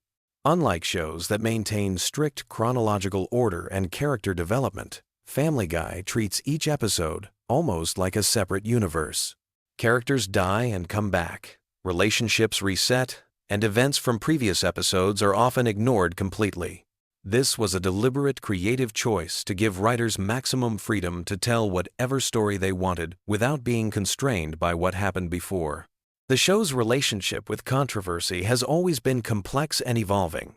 What started as boundary-pushing humor that felt fresh and daring gradually shifted over the years, sometimes crossing lines that made even longtime fans uncomfortable.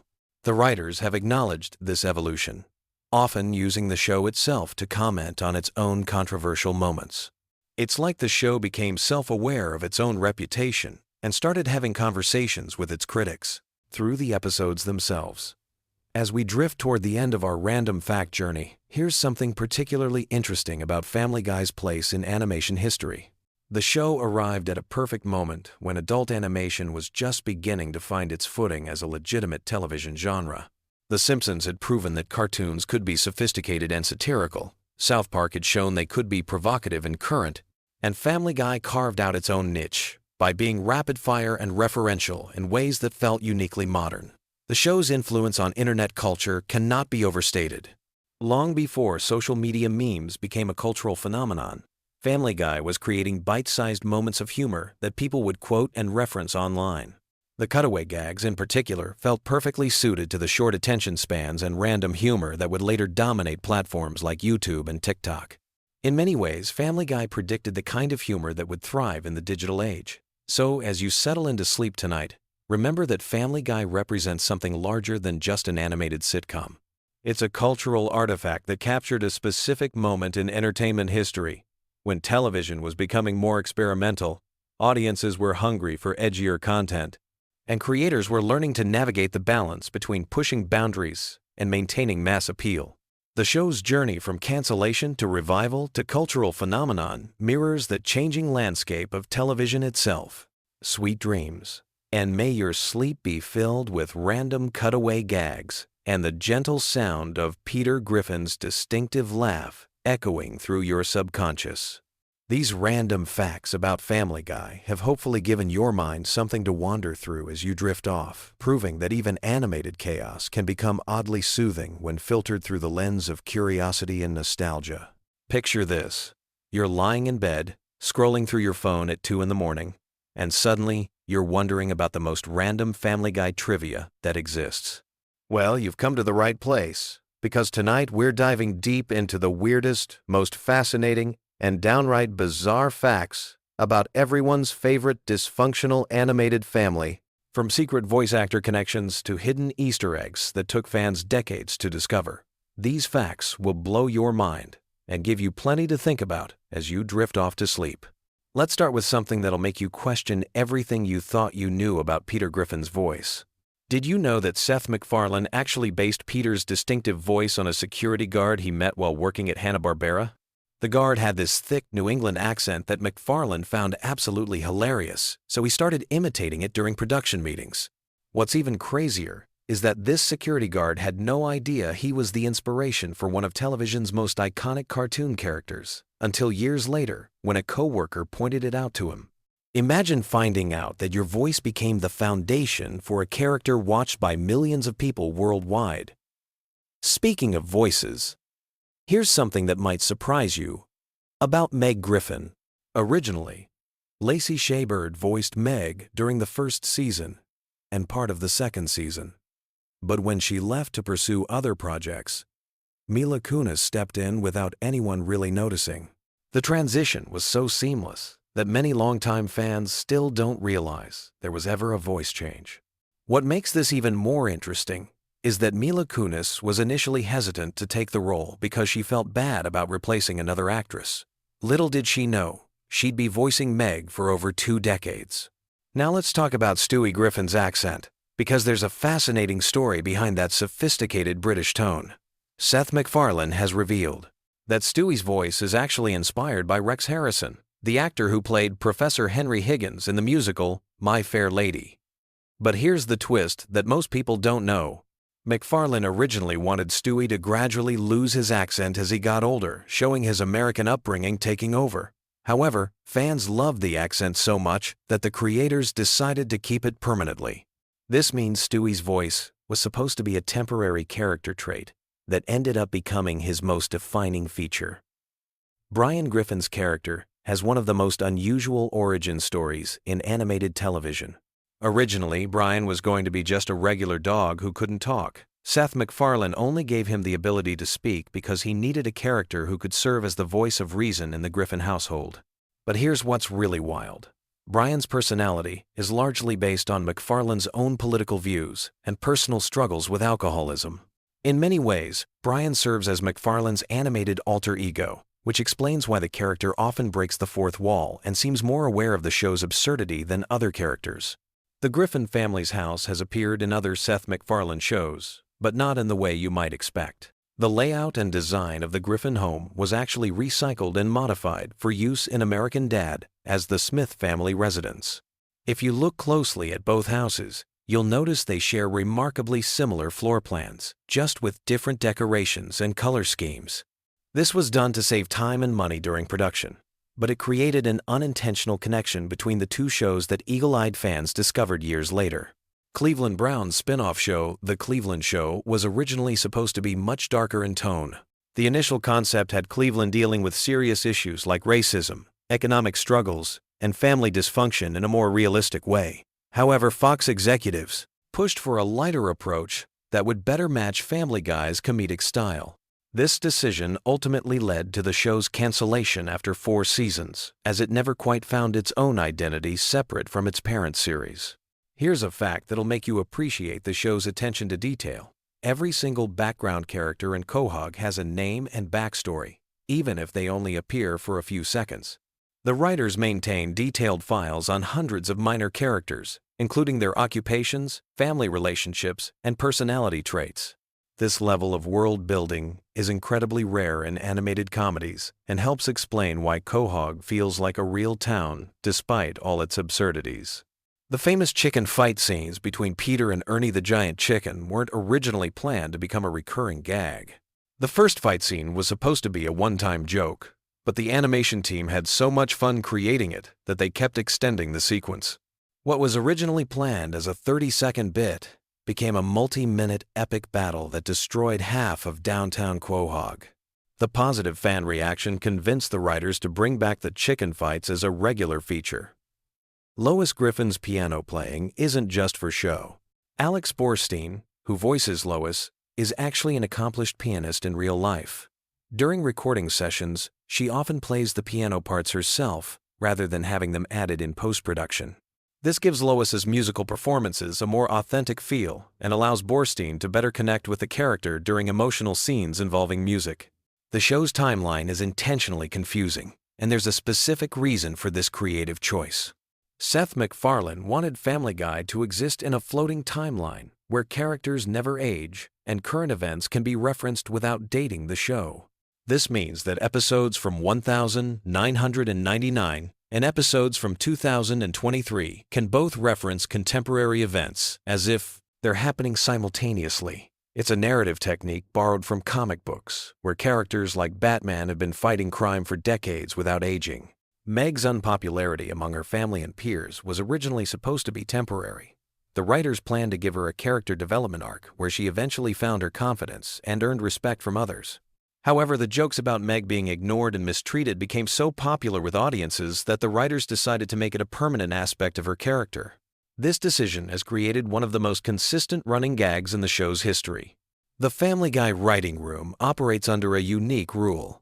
Any writer can pitch a cutaway gag at any time, regardless of what's being discussed. This policy has led to some of the show's most memorable non-sequitur moments, including random historical events, celebrity parodies, and completely absurd scenarios. The writers keep a massive database of unused cutaway ideas that they can draw from whenever they need to fill time or add extra laughs to an episode. Here's something that might change how you watch the show.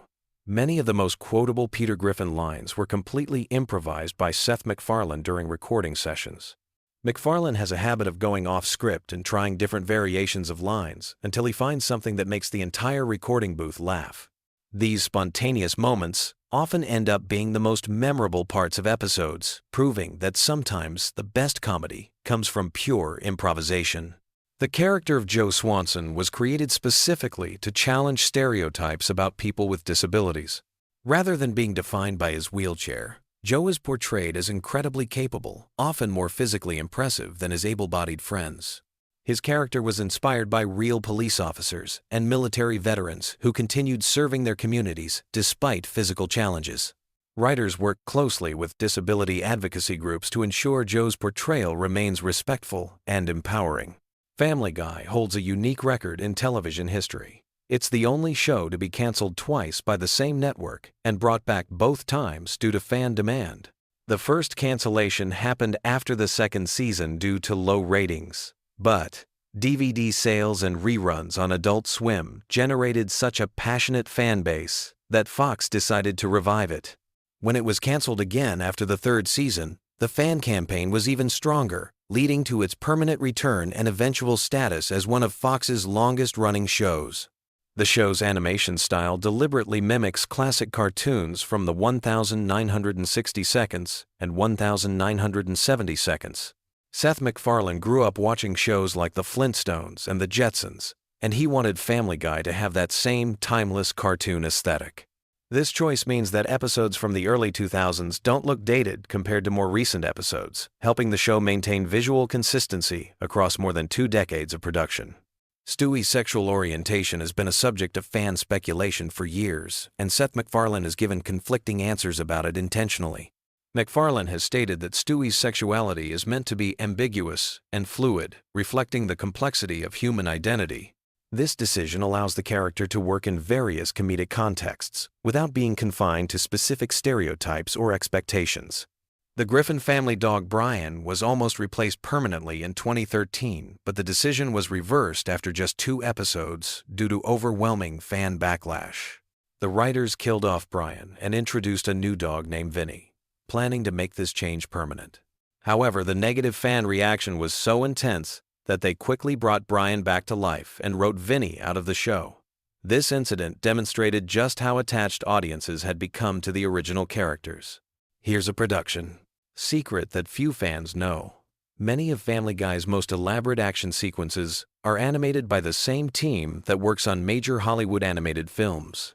When the show needs complex chase scenes, fight sequences, or musical numbers, they often hire freelance animators who normally work on Disney or Pixar movies. This explains why certain Family Guy sequences have surprisingly high production values compared to typical television animation.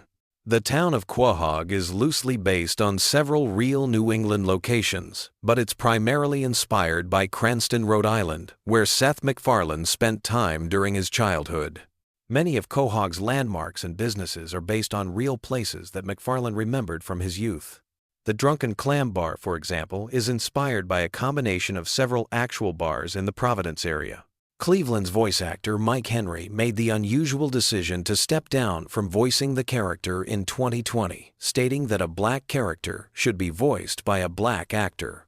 This decision led to extensive recasting and rewriting to maintain character continuity while respecting the importance of authentic representation in voice acting. The transition process involved careful collaboration between Henry, the new voice actor, and the writing team to preserve Cleveland's established personality. Family Guy episodes often contain hidden references to other Seth MacFarlane projects, including American Dad and The Orville. These Easter eggs are scattered throughout episodes in the form of background details, character names, and brief visual gags. Finding all these connections has become a hobby for dedicated fans who maintain detailed databases of cross-references between MacFarlane's various shows. The show's musical numbers are often more complex than they appear on screen. Many of the songs featured in Family Guy episodes are full-length compositions that get edited down for television. Complete versions of these songs, exist, and are sometimes released as bonus content or special features. The writers and composers put significant effort into creating these musical sequences, often treating them as mini-musicals within the larger episode structure. Quagmire's famous giggity catchphrase was originally supposed to be used only once as a throwaway joke. Seth MacFarlane was experimenting with different ways to express the character's perverted excitement when he stumbled upon the giggity sound. The phrase became so associated with Quagmire that it's now impossible to imagine the character without it, showing how sometimes the most memorable elements of fictional characters emerge completely by accident.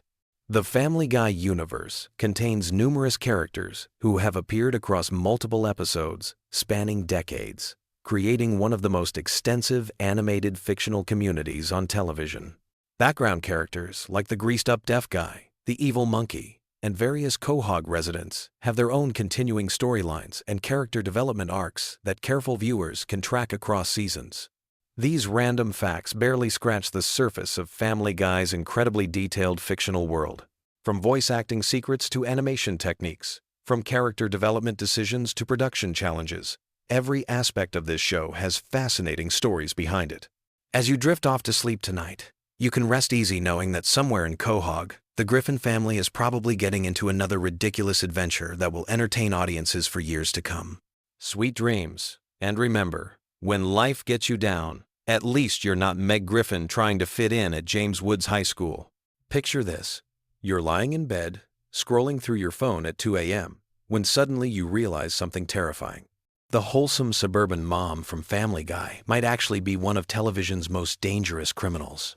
Tonight, we're diving deep into the bizarre, shocking, and downright unbelievable world of random Family Guy facts that'll keep your mind spinning as you drift off to sleep. Before we jump into this wild ride, let me set the stage. Family Guy has been blessing us with its chaotic humor since 1999. And over those decades, the show has accumulated more strange trivia than a conspiracy theorist's bulletin board. These aren't your typical behind-the-scenes stories about voice actors or animation techniques. No, we're talking about facts so random and unexpected that they'll have you questioning everything you thought you knew about the Griffin family and their twisted little universe. Let's start with something that'll make you see Lois Griffin in a completely different light. Did you know that if we calculated all of Lois's criminal activities throughout the series, she'd be facing multiple life sentences? I'm not talking about minor infractions here. We're discussing murder, drug manufacturing, corruption, kidnapping, and assault charges that would make even the most hardened criminals nervous. The evolution of Lois as a character is absolutely fascinating when you think about it. In the early seasons, she was essentially a generic sitcom mom, playing the straight woman to Peter's antics. But somewhere along the way, the writers decided to transform her into something far more sinister. By the later seasons, Lois had become a full-blown criminal mastermind, hiding behind the facade of suburban motherhood. Take her casual confession to vehicular manslaughter, for instance. During a seemingly innocent family moment, Lois drops the bombshell that she once killed a jaywalker years ago. The way she mentions it so nonchalantly, like she's discussing the weather, suggests this might not even be her only victim. It makes you wonder what other dark secrets are lurking behind that perfectly styled red hair. But murder is just the tip of the iceberg. Lois has also run a methamphetamine operation that would make Walter White jealous. When the Griffin family moves to a farm and discovers an abandoned meth lab in their storm cellar, most normal people would call the police immediately. Not Lois. She sees a business opportunity and jumps in with both feet, becoming a drug queenpin alongside Peter. The fact that she rationalizes this decision by saying their family needs them to sell illegal drugs to the community shows just how twisted her moral compass has become. Speaking of twisted morals, let's talk about the time Lois went through what can only be described as the world's most inappropriate midlife crisis. After Peter makes some insensitive comments about her age at her birthday party, Lois transforms into someone you might find dancing on tables at a club at 3 a.m. This leads to her attempting to seduce a teenage pop star, which crosses so many legal and ethical boundaries that it's hard to know where to begin. The shoplifting incident is another perfect example of how quickly Lois can spiral out of control. What starts as stealing a single ham from the grocery store escalates into a full-blown crime spree involving fine art and car parts. Her kleptomania becomes so severe that she eventually gets arrested, breaks out of jail, and turns her entire family into fugitives. All because she couldn't resist the thrill of taking something that didn't belong to her. But perhaps the most disturbing aspect of Lois's criminal behavior is how she treats her own children when things go wrong. When Stewie suffers a serious head injury, instead of rushing him to the hospital like any normal parent would, Lois chooses to cover it up. She and Peter create an elaborate scheme involving makeup and staged accidents to hide their negligence. The fact that she prioritizes avoiding responsibility over her child's well-being reveals a level of selfishness that's genuinely chilling. Now, let's shift gears and talk about some of the more bizarre production facts that most fans don't know. The show's creator, Seth MacFarlane, originally pitched Family Guy as a much darker, more satirical series. Many of the early concepts were considered too controversial, even for late-night television. Some of these rejected ideas eventually found their way into later episodes, but in modified form. The voice acting process for Family Guy is more complex than most people realize. Seth MacFarlane voices multiple main characters, often having full conversations with himself during recording sessions. The technical challenge of maintaining distinct personalities and vocal patterns for each character while switching back and forth rapidly is something that few voice actors could handle. MacFarlane has mentioned in interviews that he sometimes loses track of which character he's supposed to be voicing mid-sentence. The show's animation style, while appearing simple on the surface, actually requires an enormous amount of detail work. Each episode contains hundreds of subtle visual gags and background jokes that most viewers miss entirely. The animators deliberately hide references to other shows, movies, and pop culture phenomena in almost every frame. Some of these hidden jokes are so obscure that they're only discovered by fans years after the episodes originally aired. One of the most interesting aspects of Family Guy's production is how the writers handle the show's timeline. The characters never age, despite the show running for over 2 decades. This creates some fascinating continuity challenges. For example, pop culture references that were current when early episodes were written now seem dated, but the characters still react to them as if they're happening in real time. The writers have to constantly balance staying relevant with maintaining the show's internal consistency. The censorship battles that Family Guy has fought over the years could fill their own documentary series. Network executives have rejected countless jokes, storylines, and visual gags for being too offensive or controversial. What's fascinating is that some of the content that was deemed unacceptable 15 years ago would probably pass without comment today, while other material that aired without issue then would never make it to broadcast now. The shifting standards of what's considered appropriate for television have forced the writers to constantly adapt their approach. Let's talk about the show's international reception, which varies wildly from country to country. In some nations, entire episodes have been banned for content that American audiences barely notice. Certain characters have been completely removed from international versions, while other episodes have been so heavily edited that they're barely recognizable. The challenge of creating content that works across different cultural contexts while maintaining the show's irreverent spirit has led to some creative solutions and some spectacular failures. The merchandise empire surrounding Family Guy is absolutely massive, but some of the products that have been created are genuinely bizarre. There have been Family Guy energy drinks, pet accessories, and even home security systems. The strangest might be the Family Guy branded medical supplies, which seems like an odd choice given the show's generally unhealthy lifestyle choices and medical mishaps. The fact that someone thought a thermometer featuring Peter Griffin was a marketable idea says something about our society that I'm not sure I want to examine too closely. Speaking of merchandise, the show's impact on internet culture cannot be overstated.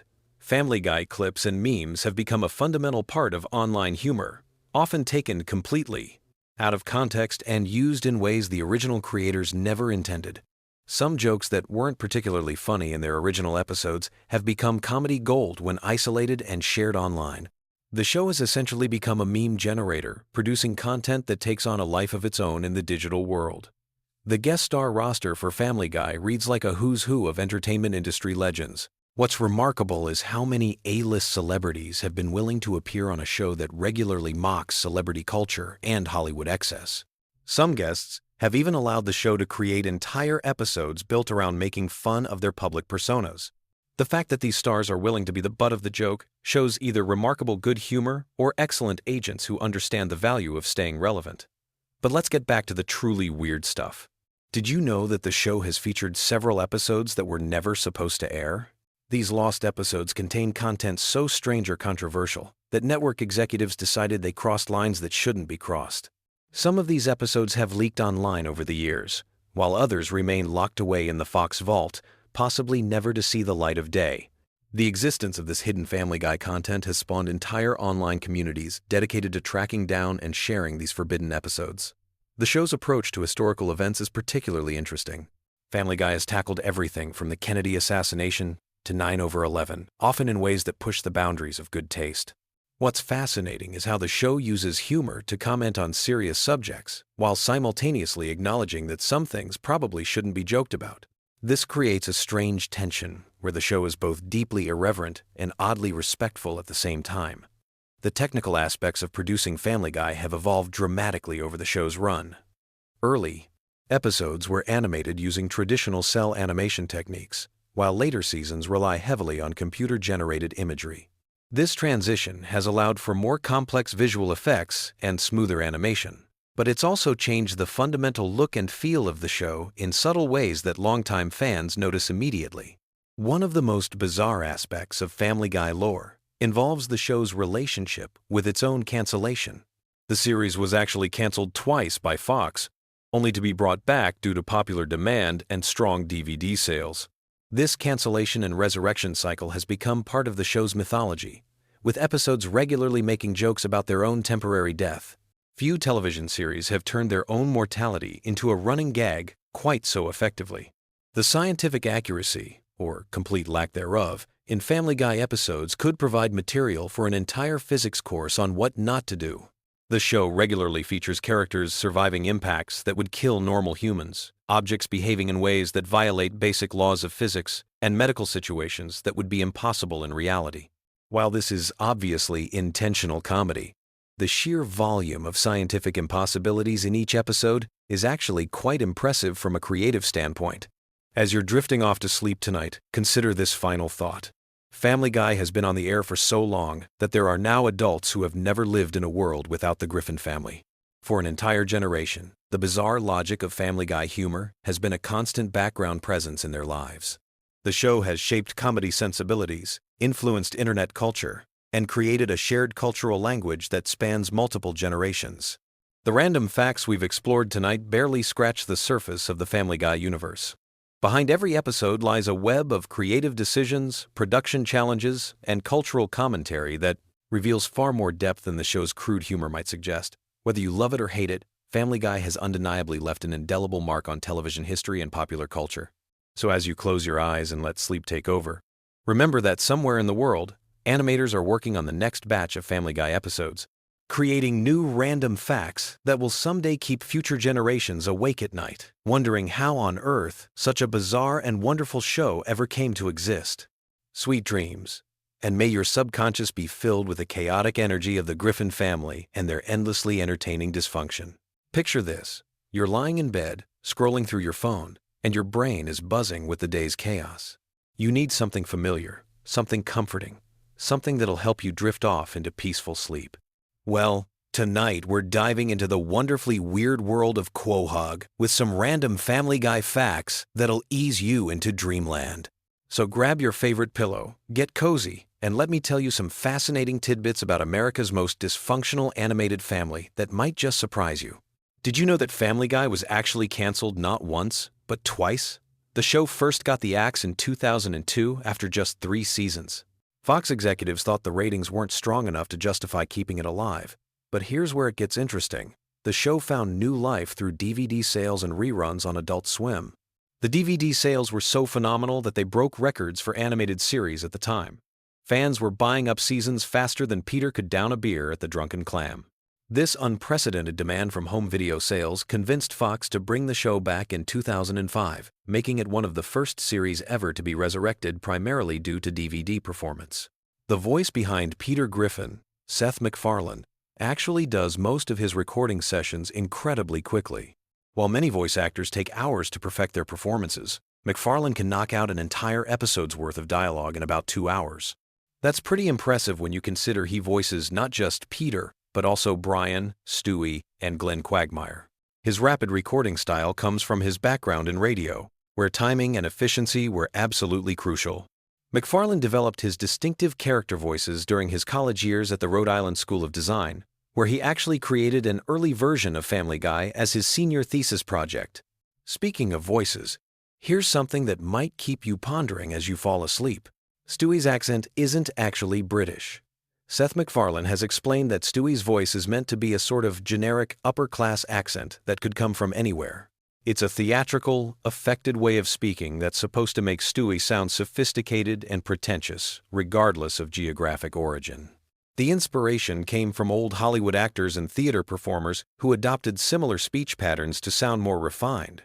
The character of Glenn Quagmire has one of the most disturbing backstories in animated television, though it's mostly revealed through throwaway gags and quick references. His middle name is apparently Quentin, and he's supposedly been a pilot since the 1960 seconds, which would make him significantly older than he appears. The show has hinted that he's been involved in various historical events, always in morally questionable ways. His famous catchphrase, "giggity," wasn't actually in the original character design. It evolved naturally during Seth MacFarlane's recording sessions and became so popular with the writers that they started incorporating it into more and more episodes. Here's a fact that might make you appreciate the show's attention to detail. The Griffin family's house layout is incredibly consistent throughout the series. The writers and animators keep detailed floor plans to ensure that rooms connect properly from episode to episode. This level of continuity is actually quite rare in animated sitcoms, where houses often seem to have magical expanding and contracting rooms depending on what the plot needs. The Griffin house is based on an actual home in Cranston, Rhode Island, though it's been modified significantly for animation purposes. Brian's character has evolved dramatically since the show's early days. Originally, he was written as more of a straight man to Peter's antics, serving as the voice of reason in the household. However, as the series progressed, the writers began exploring Brian's flaws more deeply. His pretentiousness, his drinking problem, his romantic failures, and his writing aspirations all became major character traits. This evolution reflects Seth MacFarlane's own growth as a writer and his willingness to make his characters more complex and sometimes less likable. The show's cultural impact extends far beyond television screens. Family Guy has influenced internet meme culture in ways that few other shows can claim. The Roadhouse cutaway gag became a popular meme format years before most people even knew what memes were. The "oh no" moments, the chicken fights, and countless other Family Guy references have become part of online vernacular. This digital footprint has helped keep the show relevant with younger audiences who might discover it through social media rather than traditional television viewing. One of the most interesting aspects of Family Guy's production is how cutaway gags are created. The writers have a separate room where they brainstorm completely random, unrelated jokes that can be inserted into episodes when needed. These gags are often written months before they're actually used, and they're stored in a database that writers can search through when they need to fill time or add comedy to a scene. This system allows for the show's signature non-sequitur humor, while maintaining a consistent production schedule. The character of Meg has been voiced by 2 different actors, though most viewers probably never noticed the change. Lacey Chabert voiced Meg during the first season, but Mila Kunis took over starting in season 2. The transition was so seamless that it barely registered with audiences. Mila Kunis has mentioned in interviews that she initially tried to match Lacey Chabert's interpretation of the character, but eventually developed her own approach. Interestingly, Kunis was also voicing Jackie Burkhart on That 70 Seconds show at the same time, showcasing her range as a voice actor. Family Guy's relationship with censorship has been fascinating to observe over the years. The show has pushed boundaries consistently, sometimes getting away with content that surprises even longtime viewers. However, there are also episodes that have been banned or heavily edited for various reasons. The censorship battles have actually become part of the show's identity, with Seth MacFarlane and the writers often incorporating discussions about censorship directly into episodes. The show's approach to celebrity guest stars is uniquely irreverent. Unlike many animated series that treat celebrity appearances as special events, Family Guy often has famous people, voice characters, who are immediately killed off or humiliated in some way. This approach reflects the show's general irreverence toward celebrity culture and its willingness to bite the hand that feeds it. Many celebrities have appeared on the show specifically because they wanted to be made fun of, which says something interesting about the show's cultural position. Here's something that might surprise you. Family Guy has actually won several Emmy nominations and awards over the years. While it's often dismissed as lowbrow humor, the show has been recognized for its voice acting, animation, and music. Seth MacFarlane's musical numbers, in particular, have received critical acclaim. His background in musical theater shows through in episodes featuring elaborate song and dance sequences, which often rival those found in major animated films. The show's international versions are fascinating studies in cultural adaptation. Different countries have had to handle the show's content in various ways, sometimes changing jokes entirely to make them relevant to local audiences. In some cases, entire episodes have been restructured because certain references or situations don't translate across cultural boundaries. These international versions offer interesting insights into how humor travels, or doesn't travel, across different societies. Family Guy's merchandise empire is surprisingly extensive and eclectic. Beyond the typical t-shirts and action figures, there have been Family Guy board games, cookbooks, and even meditation guides. The show's merchandising success demonstrates how deeply it has penetrated popular culture. Fans don't just watch Family Guy, they incorporate it into various aspects of their lives through products that extend the show's universe into the real world. The writing process for Family Guy involves what the staff calls manatee balls, a reference to a South Park episode that made fun of Family Guy's writing style. The writers actually embraced this criticism and lean into the randomness that South Park was mocking. They've developed systems for generating increasingly absurd combinations of references, situations, and characters. This self-aware approach to their own writing style has become part of the show's meta-humor. Seth MacFarlane's other projects have often served as testing grounds for Family Guy concepts. The Orville, his science fiction series, actually uses some of the same character dynamics and humor styles that he developed for Family Guy, just in a different setting. Similarly, American Dad and The Cleveland Show served as laboratories where different aspects of the Family Guy formula could be explored and refined. The show's relationship with current events is complex and ever-evolving. Family Guy often references things that happened months before episodes air due to production schedules, but the writers have developed techniques for keeping the show feeling current. They've also mastered the art of making jokes that feel timeless, even when they're about very specific cultural moments. One aspect of Family Guy that often goes unnoticed is its sophisticated understanding of animation history. The show regularly pays homage to classic animation styles, from Disney to Warner Brothers to obscure experimental films. These references serve multiple purposes. They demonstrate the creator's deep knowledge of their medium. They provide visual variety, and they create inside jokes for animation enthusiasts. The show's impact on other animated series cannot be overstated. Family Guy's success opened doors for more adult-oriented animated programming and influenced the humor styles of countless other shows. Its willingness to break the fourth wall, its pop culture reference density, and its approach to controversial topics have all been adopted and adapted by other animated series. As you drift off to sleep, consider this. Family Guy represents a unique moment in television history, where traditional broadcast standards, internet culture, and animation technology all converged to create something entirely new. The show emerged just as DVD sales were becoming important, just as internet memes were developing, and just as animation technology was becoming sophisticated enough to support rapid production schedules. The voice actors have developed such strong relationships with their characters that they often improvise during recording sessions. These improvisations frequently make it into the final episodes, adding spontaneity to what could otherwise be very controlled animation. The chemistry between voice actors, even when they're recording separately, comes through in the final product in ways that feel natural and unforced. Family Guy's legacy will likely be its demonstration that animated television could be both commercially successful and artistically ambitious while maintaining an irreverent, anti-establishment attitude.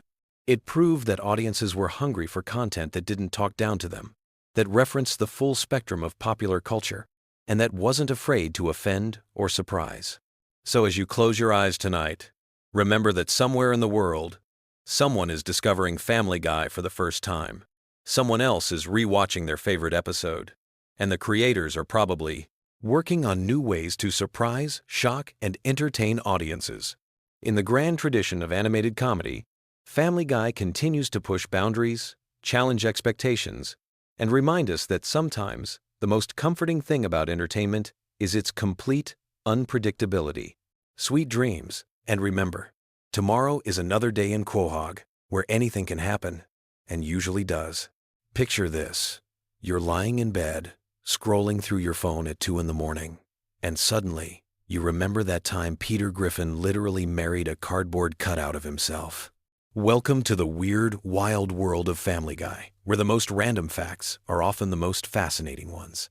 Tonight, we're diving deep into the strangest corners of Quahog, with facts so bizarre they'll either help you drift off to sleep or keep you awake, wondering how the writers even came up with this stuff. Let me start with something that'll blow your mind. Did you know that the original concept for Family Guy was completely different from what we got? Seth MacFarlane initially pitched the show as a much darker comedy about a dysfunctional family dealing with serious issues. The network executives were so confused by the pilot that they almost didn't pick it up.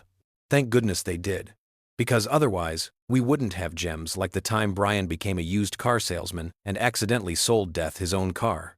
Speaking of Brian, here's a fact that might surprise you.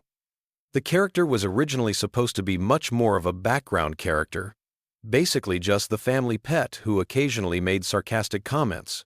But Seth MacFarlane loved voicing him so much that Brian gradually became one of the main characters. This explains why Brian's personality seems to evolve so dramatically throughout the early seasons. He went from being a simple talking dog to a pretentious intellectual with daddy issues and a drinking problem. Now let's talk about something truly random. The chicken fight scenes between Peter and Ernie the giant chicken weren't supposed to become a recurring gag. The first fight scene in the episode Da Boom was meant to be a one-off joke. But the animators had so much fun creating the elaborate fight sequence that they kept bringing it back. Each subsequent chicken fight got more elaborate and destructive, eventually involving helicopters, submarines, and entire city blocks being demolished. The longest chicken fight lasted nearly 4 minutes of screen time, which is practically an eternity in television comedy. Here's something that'll make you appreciate the show's attention to detail. Every time you see the Griffin house, the layout is actually consistent throughout the series. The creators took the time to map out every room, every hallway, every closet in the house, so that when characters move around, it makes spatial sense. This is incredibly rare in animated comedies, where houses often have impossible layouts that change depending on what the joke requires. The Griffin House blueprints are actually available online, and fans have used them to build accurate replicas in video games and even real life. Moving on to character quirks. Did you know that Meg's unpopularity at school was originally supposed to be temporary? The writers planned to have her eventually find her place and become more confident, but the running gag of everyone treating Meg terribly became so popular with audiences that they decided to make it a permanent part of her character. Mila Kunis, who voices Meg, has said in interviews that she sometimes feels bad about all the abuse her character receives, but she understands that it's become essential to the show's dynamic. Let's dive into some voice acting trivia that's perfect for late-night pondering. Seth MacFarlane voices 4 main characters on the show, but he almost didn't voice Stewie at all. The original plan was to have Stewie voiced by a child actor, but MacFarlane was worried about the controversial things Stewie would say and didn't want to put a real child in that position. So he developed Stewie's distinctive British accent as a way to make the character's adult thoughts coming from a baby's mouth even more surreal and funny. Chris Griffin's voice is another interesting story. Seth Green, who voices Chris, has to actively make his voice higher and more nasal to sound, like a teenage boy. As Green has gotten older, it's become more challenging for him to hit those high notes, so the sound engineers often have to digitally adjust his voice in post-production. This is why Chris's voice sometimes sounds slightly different between episodes, depending on how much digital manipulation was required. Here's a fact that connects to real-world events in a weird way. The episode where Peter starts his own political party called the Tea Party Patriots was written and animated before the actual Tea Party movement became prominent in American politics. When the episode aired, many viewers thought it was a commentary on current events, but it was actually just an incredible coincidence. The writers had to add a disclaimer explaining that any similarity to real political movements was purely accidental. Now for something completely different. The Pawtucket Brewery, where Peter works, is based on a real brewery in Rhode Island. Seth MacFarlane grew up in the area and used to drive past the brewery every day. He thought it would be funny to have his lazy cartoon character work at a place that produces something that would make him even lazier. The real brewery owners were initially concerned about being associated with the show, but eventually embraced it when they realized it was bringing them tourists. Let's talk about some of the show's more obscure running gags. You know how Conway Twitty always seems to appear at random moments? This started as an inside joke among the writers who were fans of old country music. They would play Conway Twitty songs during late-night writing sessions to keep themselves awake. Eventually, they decided to work him into the show as a bizarre non sequitur that would confuse viewers and break up the pacing in unexpected ways. The Conway Twitty segments are actually some of the most expensive parts of the show to produce because they have to pay for the music rights. Here's something that'll make you look at Cleveland differently. When Cleveland got his own spin-off show, the original plan was for him to stay in Quahog, and the spin-off would focus on his adventures around town. But the writers realized that would be too limiting, so they created the elaborate storyline where his house gets destroyed and he moves to Virginia. The bathtub falling through multiple houses scene took months to animate and became one of the most memorable moments in the show's history, even though it was essentially just a setup for a spin-off that only lasted 4 seasons. Speaking of spin-offs, did you know that there was almost a Stewie and Brian road trip series? The popularity of their travel episodes convinced executives that the dynamic between the sophisticated baby and the intellectual dog could carry its own show. Scripts were written for 6 episodes before the project was scrapped due to budget concerns. Some of those unused scripts were later reworked into regular Family Guy episodes, which explains why some Stewie and Brian adventures feel more elaborate than usual. Let's get into some animation secrets that most viewers never notice. The way characters' eyes are drawn actually follows a complex mathematical formula to ensure they always look natural when the characters move their heads. This might sound boring, but it's actually fascinating when you realize that most animated shows just wing it and hope for the best. Family Guy's attention to eye movement is part of what makes the characters feel more alive and expressive than typical cartoon characters. Here's a weird fact about the show's merchandising history. The most popular Family Guy product ever sold wasn't a t-shirt or a toy. It was a cookbook called the Family Guy Cookbook that featured recipes supposedly created by each character. Peter's section was all comfort food and beer-based dishes. Lois had elegant dinner party recipes. Stewie contributed sophisticated international cuisine. And Brian's section was dinner for 15, entirely vegetarian. The cookbook actually received positive reviews from real food critics, which nobody expected. Now, for some trivia about the show's cancellation and revival that goes beyond what most people know. When Family Guy was first canceled, Seth MacFarlane was actually relieved. He was exhausted from working on the show and wanted to pursue other projects. But the DVD sales were so strong and the fan campaign so persistent that Fox offered him a deal he couldn't refuse, including complete creative control and a substantial budget increase. This is why the post-cancellation episodes often feel more ambitious and experimental than the early ones. The show's relationship with censors has always been complicated. But here's something most people don't realize. Family Guy actually has one of the most cooperative relationships with network censors of any adult animated show. Seth MacFarlane learned early on that if you give censors multiple options and let them feel like they're part of the creative process, they'll often let you get away with more controversial content. The writers deliberately write jokes they know will get cut, just so they can negotiate to keep the jokes they really want. Let's talk about some character backstories that were developed but never made it into episodes. Quagmire was originally supposed to have a twin brother who was everything he wasn't, completely respectful and monogamous. This character was going to be introduced as a way to explore Quagmire's personality through contrast, but the writers decided it would be funnier to keep him as an irredeemable character without any redemptive family members to soften his edges.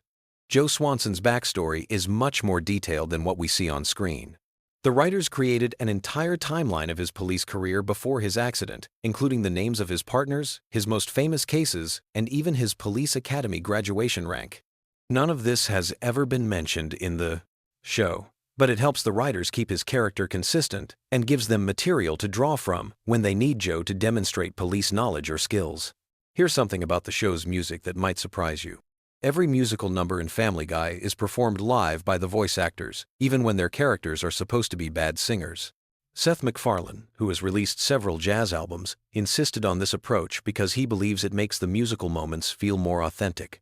This means that when Peter sings off-key, Seth MacFarlane is actually deliberately singing badly, which is apparently much harder than just singing well.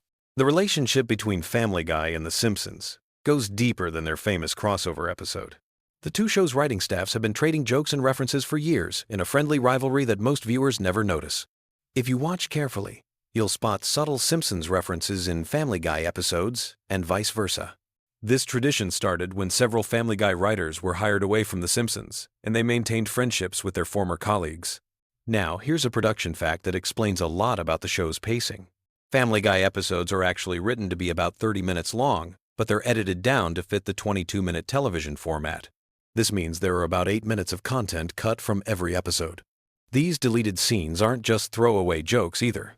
They often contain character development and plot details that would make the episodes feel more complete.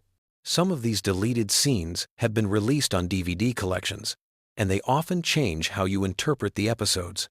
The show's approach to celebrity guest stars is completely different from most animated comedies. Instead of having celebrities play themselves or obvious parodies of themselves, Family Guy often casts them as completely random characters. This creates a fun game for viewers who recognize the voices but can't immediately place where they know them from. Adam West playing the mayor was the template for this approach, and it's been incredibly successful at attracting high-profile guest stars who want to try something different. Let's explore some of the show's more philosophical elements that get overlooked because of all the random humor. The relationship between Stewie and Brian is actually a sophisticated exploration of the friendship between youth and experience. Stewie represents unlimited potential and ambition, while Brian represents the reality of compromise and disappointment that comes with age. Their adventures often end with both characters learning something, but in subtle ways that don't feel preachy or forced. The show's treatment of time travel and alternate realities follows surprisingly consistent rules. The writers created an internal logic system for how these sci-fi elements work in the Family Guy universe, even though they rarely explain it to viewers. This attention to detail is why the time travel episodes feel coherent instead of just random, and it allows them to create genuine consequences for the characters' actions across multiple episodes. Here's something about the animation process that most people never consider. Each episode of Family Guy requires approximately 15,000 individual drawings. The animators have developed shortcuts and techniques to make this process more efficient, but it still takes about 8 months from the initial script to the finished episode. This explains why the show sometimes references events that seem outdated by the time the episode airs. The references were current when the episode was being written and animated. The voice recording process is also more complex than most people realize. While some animated shows record all the voices separately, Family Guy often records the main cast together in the same room. This creates more natural-sounding conversations and allows the actors to play off each other's energy. Seth MacFarlane switches between his different character voices during these sessions, which the other actors say is both impressive and slightly disturbing to witness in person. Now for some trivia about the show's impact on popular culture that goes beyond the obvious memes and catchphrases. Family Guy has been credited with popularizing the rapid-fire pop culture reference style that's now common in comedy. Before Family Guy, most TV shows would make 1 or 2 cultural references per episode. Family Guy started making dozens of references per episode, training audiences to catch quick jokes and creating a more interactive viewing experience. The show's influence on internet culture is also significant. Family Guy was one of the first TV shows to embrace online fan communities and viral marketing. The creators regularly engage with fans on social media and have incorporated fan suggestions into actual episodes. This relationship between creators and fans has become the standard for modern entertainment. But Family Guy was pioneering this approach when most TV executives were still afraid of the internet. Finally, here's a fact that brings everything full circle. Despite all the random humor and bizarre storylines, Family Guy is actually one of the most carefully planned shows on television. Every season has an overarching theme that connects the episodes, even though these themes are subtle enough that most viewers don't consciously notice them. The writers map out character development arcs that span multiple seasons, ensuring that even the most outrageous episodes contribute to larger storytelling goals.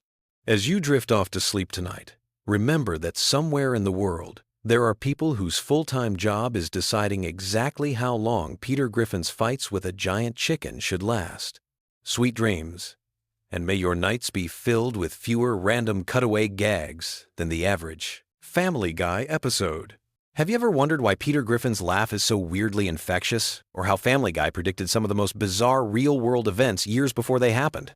Tonight, we're diving deep into the most mind-bending facts about Family Guy that will either put you to sleep or keep you awake thinking about how insane this show really is.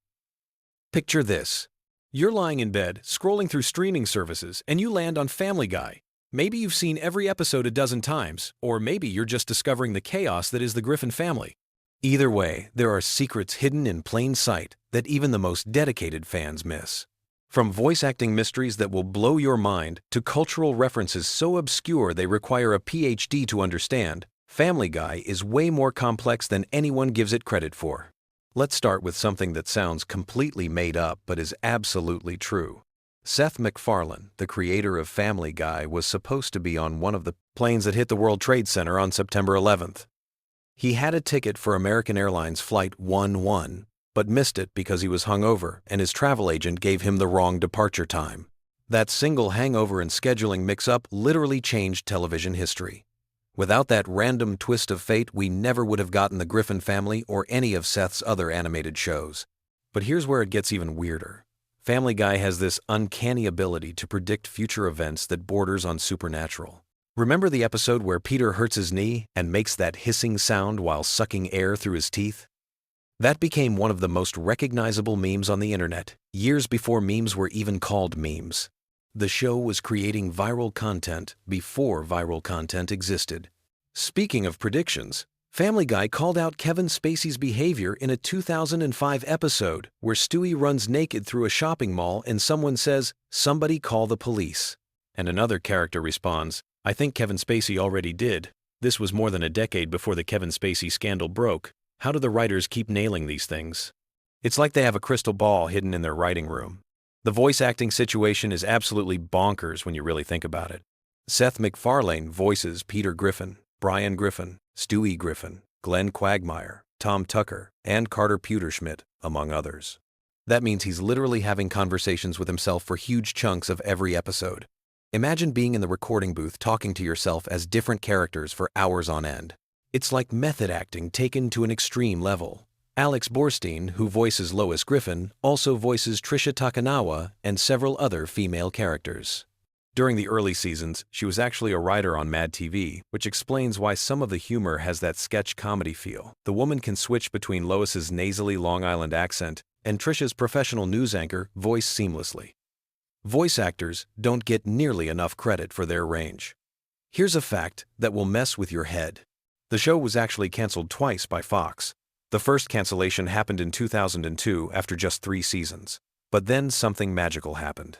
Adult Swim started showing reruns, and DVD sales went through the roof. Fox realized they had made a massive mistake and brought the show back in 2005. Then they canceled it again in 2009, but fan outcry was so intense they reversed the decision within weeks. Family Guy is like a cockroach in the best possible way. It just refuses to die. The animation process is way more complicated than you might think. Each episode takes about 10 months to complete, from initial script to final animation. The overseas animation studios in South Korea handle most of the actual drawing, while the American team focuses on storyboarding and voice work. It's a global operation just to make Peter fall down the stairs, in a funny way. Brian Griffin's character is loosely based on a real dog that Seth MacFarlane's family had when he was growing up. The real Brian was apparently much better behaved than his cartoon counterpart, though. He didn't drink martinis, or write terrible novels, or have existential crises about being a dog. The fictional Brian's pretentious intellectual personality came from Seth's observations of people he knew in college who took themselves way too seriously. The Conway Twitty cutaway gags started as an inside joke among the writers, but became this legendary running bit that fans either love or hate with no middle ground. These segments where the show just cuts to Conway Twitty performing a complete song were meant to be the most random non sequiturs possible. The fact that they kept doing it even when fans complained just made it funnier to the writers. It's comedy through pure stubbornness. Stewie Griffin's sexuality has been a topic of debate for years. Seth MacFarlane has given different answers in interviews ranging from Stewie being gay to being sexually fluid to being too young for any of it to matter. The ambiguity seems intentional. Stewie exists in this weird space where he's simultaneously a baby and this sophisticated character with adult concerns. It's like the writers are deliberately keeping us guessing. The show's relationship with censorship is fascinating. Standards and practices at Fox let certain things slide while being strict about others in ways that seem completely arbitrary. Characters can be violently injured in cartoonish ways, but heaven forbid someone says a particular word or shows too much animated skin. The writers have turned working around censorship into an art form. Cleveland's spin-off show, The Cleveland Show, ran for 4 seasons and was actually pretty decent, but never found the same audience as Family Guy. When Cleveland moved back to Quahog, it felt like a homecoming. Mike Henry, who voiced Cleveland, stepped down from the role in 2020, citing the need for black actors to voice black characters. The recasting brought Arif Zahir into the role, and honestly, the transition was seamless. The show's pop culture references are so dense you could teach entire courses on them. From obscure 1,980 seconds commercials to deep cuts from classic Hollywood movies, the writers assume their audience has an encyclopedic knowledge of American media history. Some references are so specific that you need to be a certain age and from a particular region to get them. It's like they're rewarding viewers for paying attention to decades of television and movies. Peter Griffin's job at the brewery is based on real brewery operations that Seth MacFarlane researched. The Pawtucket Patriot beer is obviously a parody of Samuel Adams, but the actual brewery dynamics and workplace situations are surprisingly accurate. Peter's incompetence is exaggerated for comedy, but apparently real brewery workers have told the writers that some of their workplace storylines hit uncomfortably close to home. The show's theme song is performed by Walter Murphy, who also composed music for Saturday Night Fever. Having a disco legend write your cartoon theme song is the kind of random collaboration that only happens in Hollywood. The orchestral arrangement gives the show this grand, cinematic feel that contrasts perfectly with the chaotic family dynamics. Meg Griffin is voiced by Mila Kunis, who was just 15 years old when she started the role. She's grown up with the character in a way that's pretty unique for voice acting.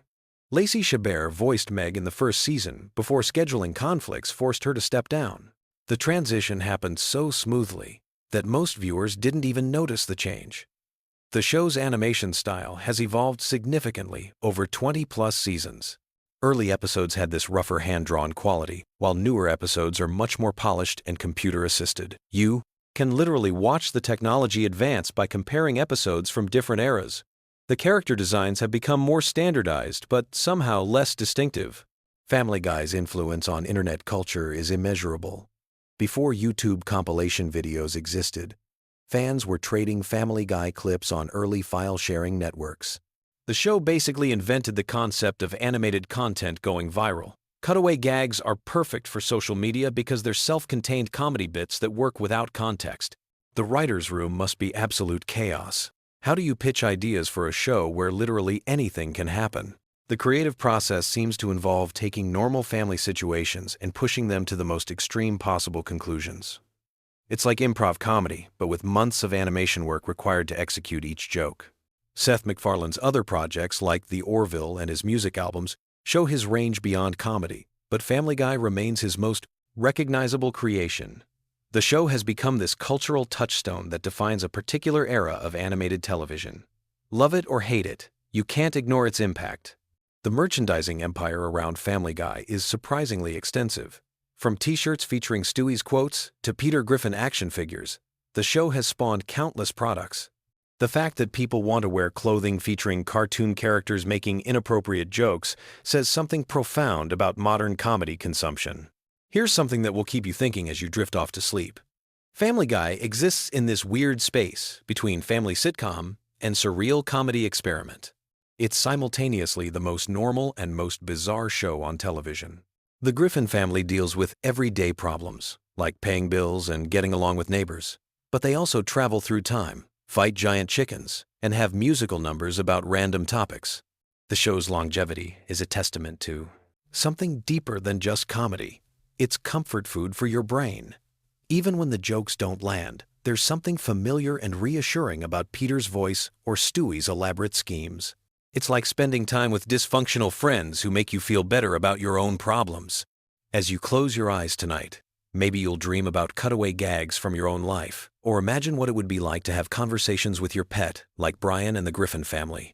Or maybe you'll just sleep soundly, knowing that somewhere in the world, animators are working on the next episode where Peter does something incredibly stupid and somehow everything works out fine.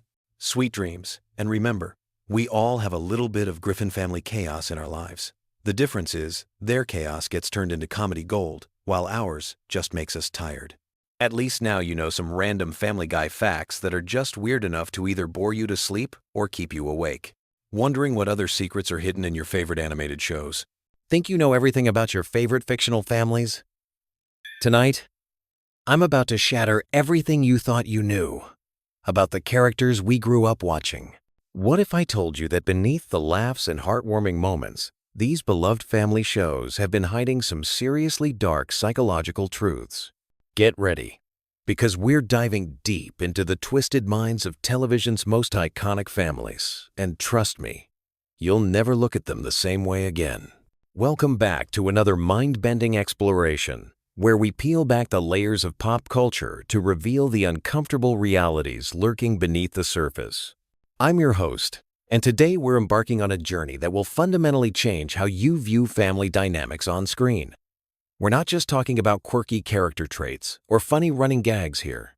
We're exposing genuine psychological disorders, toxic behaviors, and dysfunctional patterns that would make any therapist's notebook overflow with red flags.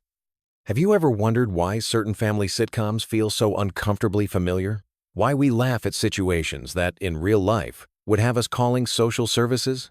That's because these shows, intentionally or not, mirror the darkest aspects of human psychology wrapped in a comedic package. Tonight, we are unwrapping that package and examining what's really inside. Let's start with something that might shock you about animated families. You know those characters we quote daily and consider harmless entertainment? Well, they're actually perfect case studies for some of the most destructive personality traits known to psychology. Take the concept of narcissistic behavior patterns, for instance. We see characters who consistently put their own desires above family welfare, manipulate situations to benefit themselves, and show zero empathy for others' suffering. Consider how often we witness parents in these shows making decisions that directly harm their children's emotional development. They dismiss their kids' feelings, mock their aspirations, and create environments where psychological safety doesn't exist. Yet we laugh because it's presented as comedy.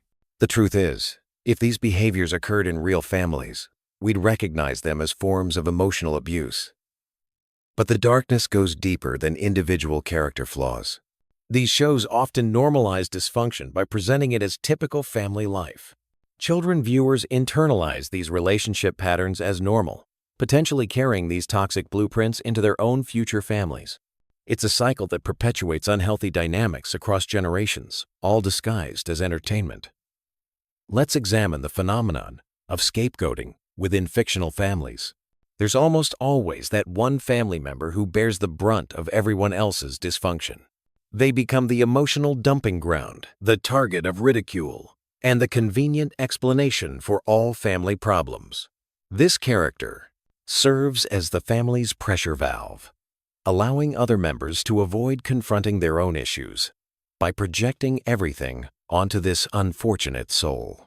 What's particularly disturbing is how these scapegoated characters are often portrayed as deserving their treatment. The show's narrative subtly suggests that their suffering is justified, teaching audiences that certain people are acceptable targets for cruelty.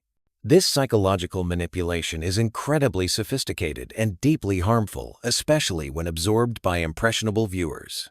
Moving on to another dark pattern, we see frequent examples of emotional manipulation disguised as parental love.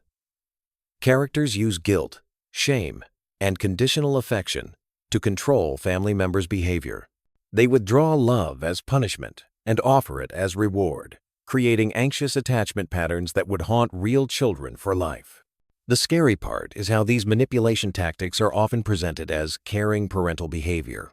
Financial dynamics in these fictional families also reveal disturbing truths about power and control. Money becomes a weapon used to maintain dominance hierarchies within the family unit. Characters leverage financial dependency to strip away others' autonomy, creating situations where family members must choose between self-respect and survival. This economic abuse rarely gets labeled as such within the show's context, but it's a form of domestic violence nonetheless. Then there's the normalization of substance abuse as a coping mechanism for family stress. Characters regularly turn to alcohol or other substances to deal with their dysfunctional relationships, and this behavior is consistently portrayed as acceptable or even admirable. The message sent is that chemical numbing is preferable to addressing underlying problems, a philosophy that has destroyed countless real families. The violence, both physical and emotional, that permeates these shows is staggering when you really analyze it. Characters assault each other, destroy property in fits of rage, and engage in psychological warfare that would traumatize actual family members. Yet because it's animated or comedic, we're conditioned to view this violence as harmless fun rather than recognizing it as abusive behavior that mirrors real-world domestic violence patterns. What about the complete absence of healthy conflict resolution in these families? Disagreements escalate to explosive confrontations, problems get swept under the rug rather than addressed, and family members hold grudges that span entire seasons. There's never any genuine communication, compromise, or emotional growth. Instead, conflicts either explode into chaos or get ignored until they fester into something worse. The gender dynamics in these shows often perpetuate harmful stereotypes that reinforce toxic relationship patterns. Male characters are frequently portrayed as bumbling, emotionally unavailable, and incapable of basic actions. Adulting skills. Female characters often become long-suffering martyrs who enable bad behavior while sacrificing their own needs. These portrayals normalize codependency and emotional labor imbalances that plague real relationships. Let's talk about the children in these fictional families, because their treatment is perhaps the most disturbing aspect of all. They're often parentified, forced to take on adult responsibilities while their actual parents remain childlike. They become emotional caretakers for dysfunctional adults, a role reversal that stunts their development and robs them of childhood innocence. The shows present this as maturity or responsibility, but it's actually a form of childhood emotional abuse. The sibling dynamics portrayed are equally problematic, characterized by intense competition, jealousy, and cruelty. Siblings are pitted against each other for parental attention and approval, creating lifelong rivalries rather than supportive bonds. The message conveyed is that family members are competitors rather than allies, fostering an environment where trust and cooperation become impossible. Privacy and personal boundaries are consistently violated in these fictional families. Characters rifle through each other's belongings, eavesdrop on private conversations, and invade personal space without consequence. This normalized boundary violation teaches viewers that family members don't deserve privacy or respect, setting up expectations that healthy relationships cannot meet. The way mental health issues are handled in these shows is particularly troubling. Characters displaying clear signs of depression, anxiety, or other psychological conditions are mocked rather than supported. Their struggles become punchlines rather than opportunities for compassion and understanding. This portrayal stigmatizes mental health challenges and discourages seeking help. Perhaps most disturbing is how these shows handle consequences for toxic behavior. Characters rarely face meaningful repercussions for their harmful actions. They might receive temporary comeuppance, but by the next episode, they're back to their destructive patterns without any real change or growth. This lack of consequences suggests that toxic behavior is acceptable as long as you're family. The enablement that occurs within these family systems is staggering. Instead of holding destructive family members accountable, other characters make excuses, cover up problems, and adapt their own behavior to accommodate dysfunction. This teaches viewers that enabling is loving, and that challenging toxic behavior is disloyal, perspectives that trap people in abusive relationships. Financial irresponsibility is often glorified in these shows, with characters making impulsive decisions that endanger their family's security. Yet there are rarely long-term consequences for these choices, sending the message that financial stability is unimportant and that someone else will always clean up the mess. This attitude contributes to cycles of poverty and instability in real families. The constant chaos and unpredictability in these fictional homes would be traumatic for real children. There's no stability, security, or peace. Instead, Children live in environments where they never know what crisis will erupt next, what mood their parents will be in, or whether their basic needs will be met. This chronic stress would cause lasting developmental damage in reality. What's particularly insidious is how these shows use humor to make abuse palatable. When terrible behavior is packaged as comedy, our psychological defenses are lowered. We laugh at situations that should horrify us, gradually becoming desensitized to toxicity. This comedic reframing is a powerful tool that makes dysfunction seem normal and acceptable. The isolation these fictional families experience from healthy outside relationships is another red flag. They rarely maintain friendships or connections with functional people who might challenge their toxic patterns. This isolation prevents reality testing and allows dysfunction to flourish unchecked, much like how abusive relationships cut victims off from support systems. The power dynamics within these families are often rigidly hierarchical and authoritarian rather than collaborative and democratic. Decisions are made by whoever has the most power, regardless of how those decisions affect other family members. This teaches children that relationships are about dominance and submission, rather than mutual respect and partnership. Educational neglect is rampant in these fictional families, with parents showing little interest in their children's learning or development.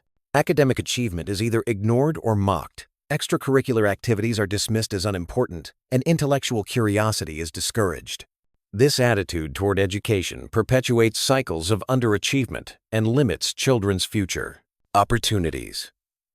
The way these shows handle emotions is deeply problematic. Genuine feelings are ridiculed. Emotional expression is punished, and vulnerability is treated as weakness. Family members learn to suppress their authentic selves to survive, creating fake personas while their true needs go unmet. This emotional suppression leads to profound psychological damage over time. Perhaps most tragically, these fictional families never model what healthy relationships actually look like. Viewers, especially children, don't see examples of mutual respect, effective communication, genuine affection, or supportive problem-solving. Without these positive models, they lack blueprints for creating healthier relationships in their own lives. The normalization of chaos as family life is perhaps the most damaging message these shows convey. They suggest that dysfunction is inevitable, that all families are messed up, and that toxic behavior is just part of human nature. This fatalistic view prevents people from recognizing that healthy families do exist and that change is possible with effort and commitment. As we wrap up this disturbing journey through the psychology of fictional families, I want you to consider how these portrayals might have influenced your own expectations about family life. Have you normalized behaviors in your own relationships that you wouldn't accept from strangers? Have you laughed off red flags that deserved serious attention? Have you repeated patterns you learned from these shows without questioning their healthiness? The power of media to shape our understanding of normal is immense, and these family shows wield that power irresponsibly. They present dysfunction as entertainment, while failing to acknowledge the real pain such behaviors cause in actual families. By recognizing these patterns, we can begin to break free from toxic blueprints and create healthier relationships. Remember, just because something is common doesn't make it healthy. And just because something makes us laugh doesn't mean it's harmless. Real families deserve better than the chaos and cruelty we've been taught to accept as normal. You deserve better. Your future family deserves better. If this analysis has opened your eyes to patterns in your own life, consider seeking support from mental health professionals who can help you develop healthier relationship skills. Remember that recognizing dysfunction is the first step toward healing, and that breaking cycles of toxicity is one of the most loving things you can do for yourself and future generations. What did you think of this deep dive into the dark psychology of fictional families? Did any of these patterns surprise you? Or did they confirm suspicions you already had? Share your thoughts in the comments below. And don't forget to subscribe for more content that challenges the narratives we've been fed.